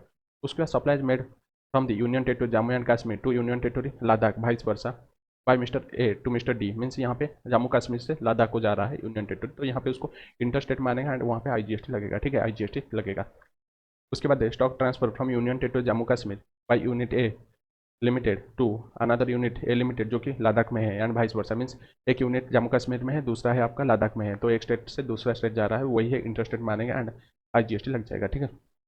Supplies made within Dadra and Nagar Haveli, तो दादरा एंड नगर हवेली के अंदर सप्लाई हो रहा है, मीन्स यूनियन टेरिटरी है, तो वहाँ पे इंटरेस्टेड मानेंगे, CGST UTGST लगेगा। ठीक है। इंटरेस्टेड मानेंगे एंड CGST UTGST लगेंगे। उसके बाद stock transfer within Dadra and Nagar Haveli है, जो कि unit P limited other unit P limited है, दोनों एक ही यूनिट का है विद सिंगल रजिस्ट्रेशन। तो सिंगल रजिस्ट्रेशन में अगर एक ही स्टेट के अंदर दोनों सप्लाई हो रहा है तो उसको हमको सप्लाई नहीं मानेंगे, क्योंकि सप्लाई होने के लिए 2% होना चाहिए, 2 रजिस्ट्रेशन होना चाहिए, तो यहाँ पे एक ही रजिस्ट्रेशन में जो भी सप्लाई होगा तो उसको हम सप्लाई नहीं मानेंगे। ठीक है। तो यहाँ पे सप्लाई नहीं है। उसके बाद है stock transfer with Dadra and Nagar Haveli by unit P to another unit P with separate registration. अगर सेपरेट रजिस्ट्रेशन होगा तो उसको हमको डीम्ड डिस्टिंक्ट पर्सन मानेंगे एंड वहाँ पे क्या होगा, इंटरेस्टेड मानेंगे, CGST UTGST लग जाएगा क्योंकि यूनियन टेरिटरी में है। उसके supplies made within Daman and Diu by mister P to Q, तो यहाँ पे दामन एंड ड्यू के अंदर पी एंड क्यू के बिटवीन सप्लाई हो रहा है, मीन्स एक ही यूनियन टेरिटरी के अंदर है, तो यहाँ पे इंटरेस्टेड मानेंगे एंड CGST UTGST लगेगा। उसके बाद supplies made from Dadra and Nagar Haveli to दामन एंड ड्यू है ए टू क्यू, तो यहाँ पे दो यूनियन टेरिटरी है, तो यहाँ पे इंटरेस्टेड होगा एंड IGST लगेगा। तो यहाँ पे गलत दिया है, इसको सही कर दीजिए, यहाँ पे होगा इंटरेस्टेड, इंटरेस्टेड होगा एंड यहाँ पे IGST लग जाएगा। ठीक है। यहाँ पे IGST लग जाएगा। उसके बाद क्वेश्चन नंबर 32 को आ जाइए। तो यहाँ पे दिया है कि मिस्टर कांजनल अदानी है, वो is an oil exploration and production contractor है एंड वो रजिस्टर है GST में। मेनली वो एक्सप्लोरेशन का काम करते हैं, GST में रजिस्ट्रेशन हुए हैं गुजरात में। ये एंटर करते हैं इनटू ए प्रोडक्शन शेयरिंग कॉन्ट्रैक्ट, PSC में एंटर करते हैं with the government of Gujarat, तो गवर्नमेंट ऑफ गुजरात के साथ एक प्रोडक्शन शेयरिंग कॉन्ट्रैक्ट में वो मेनली एंटर करते हैं एंड वो काम करते हैं, मेनली क्या काम करते हैं, ये मेनली ऑयल एक्सप्लोरेशन का काम करते हैं। Wherein he gets a license to explore, तो वो लाइसेंस भी ले गए हैं एक्सप्लोर करने के लिए, सब कुछ एक्सप्लोर नहीं कर पाएंगे, ओनली जो भी लाइसेंस लेते हैं वही एक्सप्लोर करेंगे। एंड वो एक्सप्लोरेट एंड सेल कर रहे हैं petroleum crude and natural gas from the government in Aliabet oil field in lieu of royalty and a share in profit petroleum. तो यहाँ पे वो लाइसेंस लेके वो एक्सप्लोर करते हैं, plus petroleum crude natural gas वो सेल करते हैं। ठीक है। सेल करते हैं फ्रॉम द गवर्नमेंट से लेकर वो सेल करते हैं। उसके बाद इन द मंथ ऑफ, और कहाँ पे सेल कर रहे हैं, आलियाबेट ऑयल फील्ड में वो सेल कर रहे हैं। In the month of June mister Kanjilal Adani वो एक्सप्लोर कर रहे हैं एक petroleum reserve at Aliabet outfield, तो यहाँ पे मिस्टर कांजिलाल वो अदानी एक्सप्लोर कर रहे हैं पेट्रोलियम रिजर्व कहाँ पे है, आलियाबेट आउटफील्ड में। ही गॉट है portion of petroleum slit non taxable under GST 3 lakh part compensation, तो वो जो एक्सप्लोर किए हैं उसके लिए, जो रिजर्व एक्सप्लोर किए हैं उनके लिए उनको एक पोर्शन ऑफ पेट्रोलियम सिल्ट उनको मिल रहा है, जो कि नॉन टैक्सेबल सप्लाई है, कुछ पार्ट उनको मिल रहा है। ठीक है। 3 लाख जिसका वैल्यू है 3 लाख आज कॉम्पेंसेशन गवर्नमेंट से मिल रहा है। This petroleum silt is a part of cost of petroleum आज per the contract enter with the government, तो वो जो पेट्रोलियम सिल्ट मिल रहा है वो उसको माने कॉस्ट ऑफ पेट्रोलियम है। ठीक है। आज पर कॉन्ट्रैक्ट है, एंटर हुआ था गवर्नमेंट के साथ। एग्जामिन टैक्सेबल होगा क्या, जो भी पेट्रोलियम सिल्ट मिला है रिसीव किए हैं mister Kanjilal Adani under GST, तो आप बताइए। तो मेनली हम देखे आए थे कि हमारा अगर रिवीजन देखोगे तो सब कुछ आपको पता चल जाएगा। ठीक है। रिवीजन में सब कुछ है, हमारे बुक्स में सब कुछ है, बट आप लोग रिवाइज ही नहीं करते हैं, तो यहाँ बोलेंगे सर कहाँ से बता रहे हैं। तो अगर कॉस्ट ऑफ पेट्रोलियम के लिए कोई भी कॉम्पेंसेशन मिलेगा गवर्नमेंट से तो उसको हम नहीं मानेंगे, कंसिडरेशन नहीं मानेंगे, तो वो GST नहीं लगेगा। पर प्रोडक्शन शेयरिंग कॉन्ट्रैक्ट के लिए वो टैक्सेबल नहीं होगा। ठीक है। क्योंकि गवर्नमेंट के साथ कॉन्ट्रैक्ट करते हैं, तो इसलिए इसको सप्लाई नहीं मानेंगे, तो इसलिए यहाँ पे कांजिलाल टैक्सेबल नहीं होगा, GST नहीं देगा। ठीक है। उसके बाद है क्वेश्चन नंबर 33 है, XYZ कंसल्टेंसी रजिस्टर है बैंगलोर में एंड वो सप्लाई कर रहा है technical consultancy services to its client. It has been providing technical services to BA limited Mumbai since past 2 years से ये मेनली कंसल्टेंसी टेक्निकल सर्विसेज दे रहे हैं। Consideration is settle by BA limited to assignment wise, तो वहाँ पे BA limited consideration जो है वो चार्ज कर रहा है assignment wise. BA limited paid कर रहा है 37 lakh to XYZ consultancy on 10th January, और XYZ consultancy agreed not provide similar technical services to any other business entity in India or abroad for a period of next 8 years। तो यहाँ पे BA limited 37 lakh किसको payment कर रहा है, XYZ consultancy को on 10th January क्यों payment कर रहा है, पर agreeing not to provide technical services, similar technical services provide नहीं करेगा। ठीक है। ये mainly referent from an act. ठीक है। नॉन कॉम्पिट फी इसको भी बोलते हैं, तो नॉन कॉम्पिट फी दे रहे हैं इसको XYZ कंसल्टेंसी को दे रहा है, ताकि वो यहाँ पे इंडिया में सिमिलर टेक्निकल सर्विसेज इंडिया में एंड अब्रॉड वो 8 साल के लिए किसी को भी नहीं देगा ये वाला सर्विसेज। ठीक है। कोई भी सर्विसेज नहीं देगा। And XYZ consultancy is of the view that जो भी 37 लाख वो चार्जेबल नहीं होगा GST में, जीएसटी में चार्जेबल नहीं होगा। You are required to examine whether जो भी व्यू टेकन किया है XYZ कंसल्टेंसी वो वैलिड है क्या, and it may be noted that BA limited is not ready to pay any other amount. तो जो भी BA लिमिटेड कोई भी अदर अमाउंट रेडी नहीं है देने के लिए, मीन्स जो भी 37 लाख उसमें आप आजूम करिए कि जीएसटी इंक्लूडेड है, ठीक है, जीएसटी इंक्लूडेड है। XYZ को एडिशनल कोई भी यहाँ पे अमाउंट नहीं देगा, ओनली 37 लाख देगा। तो यहाँ पे पहले जो नॉन कॉम्पिट फी है means different from an act है, तो वहाँ पे वो टैक्सेबल हो जाएगा आज सर्विसेज शेड्यूल 2 के हिसाब से, आज सप्लाई ऑफ सर्विसेज, क्योंकि यहाँ पे सर्कुलर है, ये भी सर्कुलर है, हम बढ़ के आए, सब कुछ सर्कुलर है। तो आप देखिए रिविजन लेक्चर देखिए अच्छे से, आप अगर नहीं देखेंगे तो क्वेश्चन जब सॉल्व करोगे बहुत डाउट आएगा। तो इसलिए आप रिविजन लेक्चर अच्छे से देखिए, सब कुछ रिविजाइज कर चुके हैं एंड यूट्यूब में भी है फ्री में, तो उसको देख लीजिए पहले। अगर नहीं देखोगे तो क्वेश्चन जब सॉल्व करेंगे तो वहाँ पे आपको दिक्कत होगा, ठीक है। तो इसलिए जीएसटी लग जाएगा, ठीक है। जो भी यहाँ पे XYZ कंसल्टेंसी वो इनकरेक्ट व्यू है उसका, क्योंकि जीएसटी लगेगा and inclusive of GST means उसको एक्सक्लूड करना पड़ेगा, बट रेट नहीं दिया है तो इसलिए हम एक्सक्लूड नहीं कर पाएंगे, बट उसको एक्सक्लूड करना पड़ेगा, नेट ऑफ जीएसटी करना पड़ेगा, ठीक है। उसके बाद चलो चलते हैं नेक्स्ट क्वेश्चन नंबर 34 को। Chandragupta Maurya is an artist who makes an contemporary painting का काम कर रहा है, is register in the state of Kolkata में रजिस्टर है। चंद्रगुप्त मौर्य अपॉइंट कर रहा है ध्रुव कुमार को to auction his painting in Maharashtra. तो यहाँ पे चंद्रगुप्त मौर्य वो अपॉइंट कर रहा है ध्रुव कुमार को आज auction for painting in Maharashtra, auction करने के लिए। ध्रुव कुमार अरेंज कर रहा है ऑक्शन एंड आइडेंटिफाई कर रहा है पोटेंशियल बिडर को, आइडेंटिफाई कर रहा है, अरेंज कर रहा है। उसके बाद हाइस्ट जो भी बिड वो एक्सेप्टेड हो गया है and painting is sold to the highest bidder को, वो पेंटिंग सोल्ड हो गया है। एंड इनवॉइस जो भी है वो for the supply of painting is issued by Dhruv Kumar on behalf of Chandragupta Maurya, but in his own name and painting is delivered to the successful bidder। तो यहाँ पे जो भी इनवॉइस है वो ध्रुव कुमार का नाम में है इनवॉइस एंड वो उसको पेंटिंग को डिलीवर कर रहा है सक्सेसफुल बिडर को। एग्जामिन वेदर ध्रुव कुमार उसको एजेंट मानेंगे क्या, आज पर पारा 3 ऑफ द शेड्यूल 1। तो शेड्यूल 1 के हिसाब से यहाँ पे एजेंट मानेंगे क्या, तो हम शेड्यूल 1 में देखे थे एजेंट एंड प्रिंसिपल जो भी सप्लाई होगा तो वहाँ पे हम उसको सप्लाई मानेंगे, बट कंडीशन क्या है, जो भी वो सप्लाई होगा तो उसमें एजेंट का जो इनवॉइस में एजेंट का नाम होना चाहिए। एंड दूसरा चीज़ अगर कुछ वो प्रोक्योर करेगा तो वहाँ पे भी फर्दर सप्लाई के लिए एजेंट का नाम होना चाहिए। तो यहाँ पे वही बोला है कोई भी एक्टिविटी क्वालिफाई हो जाएगा अगर कोई भी कंसिडरेशन में, हाइवर प्रिंसिपल एजेंट अगर होगा तो वहाँ पे विदाउट कंसिडरेशन भी हम मानेंगे उसको। फर्दर सप्लाई अगर करेगा इनवॉइस में नाम होना चाहिए, ठीक है, इनवॉइस में नाम होना चाहिए फर्दर। तो यहाँ पे in this case not merely providing auctioning काम बट ऑल्सो वो सप्लाई कर रहा है painting on behalf of Chandragupta Maurya to the successful bidder and जो भी title of painting on behalf of Chandragupta Maurya and Dhruv Kumar issued on his own name means invoice में उसका नाम है, तो यहाँ पे एजेंट में आ जाएगा, ठीक है। तो यहाँ पे ध्रुव कुमार को एजेंट मानेंगे क्योंकि इनवॉइस में उसका नाम है। एक ही चीज़ आप याद रखिए, इनवॉइस में उसका नाम होना चाहिए, एजेंट का नाम। उसके बाद है क्वेश्चन नंबर 35 है, क्वेश्चन नंबर 35 है वही वाला दिया है, ठीक है, वही वाला दिया है। एसएस दिभा फैशन प्रोपराइटर मिस दिभा एक रजिस्टर्ड सप्लायर है लुधियाना पंजाब में, under GST law has made the following supplies in the month of February में फॉलोइंग सप्लाई किया है। तो पहला supply of designer silk dresses packed in a designer boxes to a boutique in Mumbai Maharashtra में as per contract enter in the boutique amounting 25 lakh. तो यहाँ पे जो भी सिल्क ड्रेसेस वो वहाँ पे एक बॉक्स में वो जा रहा है पैकिंग होकर। तो यहाँ पे हम मेनली प्रिंसिपल सप्लाई मानेंगे सिल्क ड्रेसेस को क्योंकि ये कॉम्पोजिट सप्लाई है, एंड जो भी 25 लाख के ऊपर पूरा हम सिल्क ड्रेसेस का रेट ले लेंगे, ना कि जो डिजाइनर बॉक्स का रेट नहीं लेंगे, क्योंकि प्रिंसिपल सप्लाई का जो भी रेट होगा तो वो पूरा सप्लाई के ऊपर लगेगा। तो यहाँ पे silk dresses and designer box है तो प्रिंसिपल सप्लाई सिल्क ड्रेसेस है।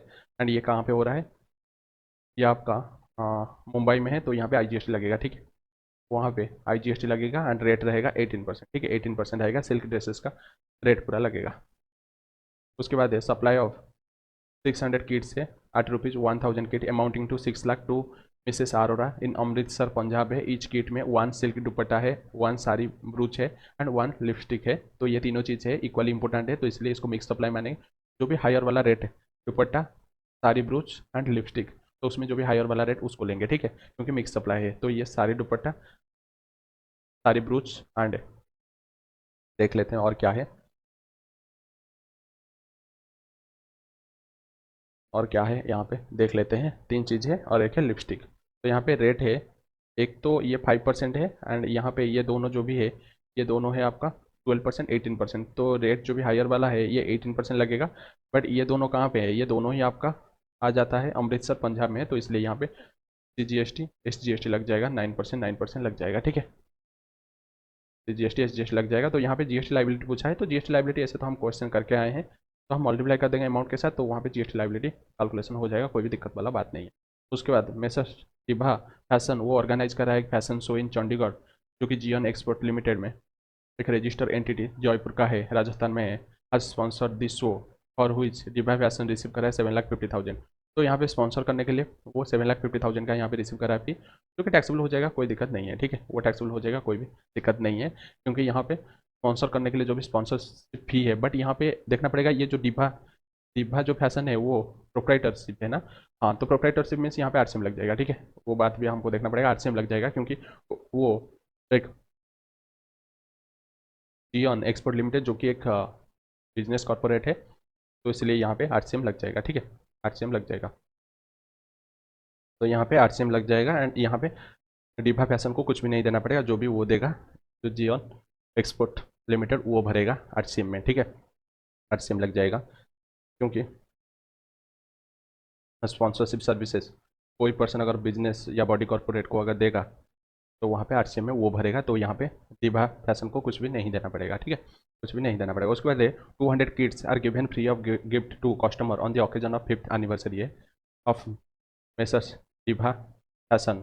Each kit consist of 1 silk dupatta 1 sari brooch है, cost of each kit 350 rupees, the open market value and like kind and quality वो अवेलेबल नहीं है, एंड आईटीसी भी वो नहीं लिया है, तो यहाँ पे मेनली कस्टमर को दे रहा है फ्री गिफ्ट, तो यहाँ पे वो टैक्सेबल नहीं होगा, फ्री गिफ्ट टैक्सेबल नहीं होगा। उसके बाद है professional services provided free of cost by miss Dibha to her independent married sister set of her own boutique in Delhi, तो यहाँ पे मैरिड सिस्टर को दे रहा है, जो कि फैमिली में नहीं आएगा, रिलेटिव में नहीं आएगा, तो इसलिए ये भी टैक्सेबल नहीं होगा, क्योंकि free of cost on related party को दे रहा है, ठीक है। उसके बाद है Mrs diva fashion enter into a contract on 1 February for 3 year के लिए विथ मिस शिखा के लिए 3 ईयर कॉन्ट्रैक्ट में वो एंटर हो रहा है, जो कि local model to act as a brand ambassador act करने के लिए और देयर प्रोडक्ट के लिए 1 लाख के लिए, ठीक है, exclusive of GST, GST exclude है, 1 लाख में मेनली ब्रांड एम्बेसडर का काम कर रहा है और आनम करके। उसके बाद miss Shikha terminated the contract on 2 February में 2024 में टर्मिनेट कर रहा है। As per the contract miss Diba fashion वो रिसीव करेगा 25% as total contract fee paid to miss Shikha as per the contract terminated अगर 3 ईयर बिफोर मीन्स यहाँ पे लिक्विडेटेड डैमेज मेनली बोल रहा है। अगर 3 साल के लिए कॉन्ट्रैक्ट था तो 3 साल से पहले अगर आप टर्मिनेट करोगे तो वहाँ पे जो भी फी है उसका 25% हमको पेनल्टी देना पड़ेगा, ठीक है। बट यहाँ पे 2 साल के बाद वो मेनली क्या कर रहा है, टर्मिनेट हो रहा है, मीन्स 2 साल का उसको जो भी कॉन्ट्रैक्ट फी उसका 25% पेनल्टी देना पड़ेगा। तो 2 साल के लिए कॉन्ट्रैक्ट फी है 2 लाख, उसका 25% यहाँ पे आज पेनल्टी लग जाएगा, ठीक है, उसके लिए पेनल्टी जो कि है लिक्विडेटेड डैमेज जो कि सर्विसेज है वो लग जाएगा, ठीक है। बट लिक्विडेटेड डैमेज यहाँ पे टैक्सेबल नहीं होगा, क्यों नहीं टैक्सेबल होगा, क्योंकि लिक्विडेटेड डैमेज जो भी है ना वो यहाँ पे 2 लाख का 25% अगर देखेंगे, क्योंकि लिक्विडेटेड डैमेज यहाँ पे जो भी कॉन्ट्रैक्ट नहीं था कि वो प्रोवाइड करने के लिए, हम रिवीजन क्लास में समझाए थे, लिक्विडेटेड डैमेज अगर हम मेनली लेते हैं फॉर कॉन्सिडरेशन आज ए पार्ट कॉन्सिडरेशन, अगर लिक्विडेटेड डैमेज लेते हैं तभी हम उसको सप्लाई मानेंगे, बट यहाँ पे लिक्विडेटेड डैमेज पार्ट कॉन्सिडरेशन नहीं है, मेनली वो कॉन्ट्रैक्ट ना तोड़े इसलिए हम लिक्विडेटेड डैमेज लगाते हैं, बट यहाँ पे वो कॉन्ट्रैक्ट तोड़ देता है तो इसलिए लिक्विडेटेड डैमेज मेनली कॉन्सिडरेशन का पार्ट नहीं है, तो इसलिए उसको सप्लाई नहीं मानेंगे, लिक्विडेटेड डैमेज को हम सप्लाई नहीं मानेंगे, ठीक है। तो देख लीजिए यहाँ पे, तो लिक्विडेटेड डैमेज जो भी है फिर receipt for termination of contract, mainly liquidated damage जो है वो मियरली हम कॉम्पेंसेशन लेते हैं for loss due to breach के लिए, ना कि हम कोई भी कॉन्सिडरेशन के लिए हम नहीं लेते हैं, तो इसलिए इसको हम सप्लाई नहीं मानेंगे, ठीक है। कॉन्सिडरेशन के लिए लेते हैं तो इसलिए हम उसको टॉलरेटिंग नॉन परफॉर्मेंस के लिए है, तो इसलिए हम उसको सप्लाई नहीं मानेंगे। अगर टॉलरेटिंग फॉर नॉन परफॉर्मेंस के लिए लेते हैं तो वहाँ पे उसको सप्लाई मानते हैं, बट हम मेनली उसको वो सप्लाई देने के लिए लेते हैं जो कि मेनली वो ना तोड़े, वो जो टर्मिनेट अगर पहले से हो जाता है तो उसके लिए लगाए हैं, मेनली वो कॉन्सिडरेशन के लिए नहीं लेते हैं कि, तो इसीलिए हम उसको सप्लाई नहीं मानेंगे। और एक चीज़ यहाँ पे जो भी अबव अमाउंट है वो एक्सक्लूसिव जीएसटी है, बट मिसेस आरोरा जो कि पेड करे interest 8,850 rupees inclusive of GST for delay in making payment to messrs Diba fashion, तो यहाँ पे 8,850 रुपीज़ का यहाँ पे इंटरेस्ट दे रहे हैं जिसमें जीएसटी इंक्लूसिव है। तो आरोरा कौन सा वाला पॉइंट है, तो आरोरा यहाँ पे ये वाला पॉइंट है, अमृतसर वाला है, तो यहाँ पे अमृतसर वाला पॉइंट, तो वहाँ पे जीएसटी में 18% इंक्लूड हुआ है, तो 18% हम यहाँ पे एक्सक्लूड कर देंगे। 8,850 है तो यहाँ पे ऊपर रहेगा 100, नीचे रहेगा 118, तो कितना होगा 100, तो यहाँ पे आ जाता है 7,500, तो 7,500 के ऊपर सी जी एस टी लग जाएगा, ठीक है, 9% 9% करके लग जाएगा। तो यहाँ पे ये वाला क्वेश्चन खत्म हो जाता है एंड पूरा चैप्टर भी खत्म हो जाता है। लगभग हम यहाँ पे 35 क्वेश्चन किए हैं, ठीक है। बड़ा बड़ा क्वेश्चन भी था, हमको पूरा डिटेल में सॉल्व करना था एंड हम समझाना भी पड़ा रहा है।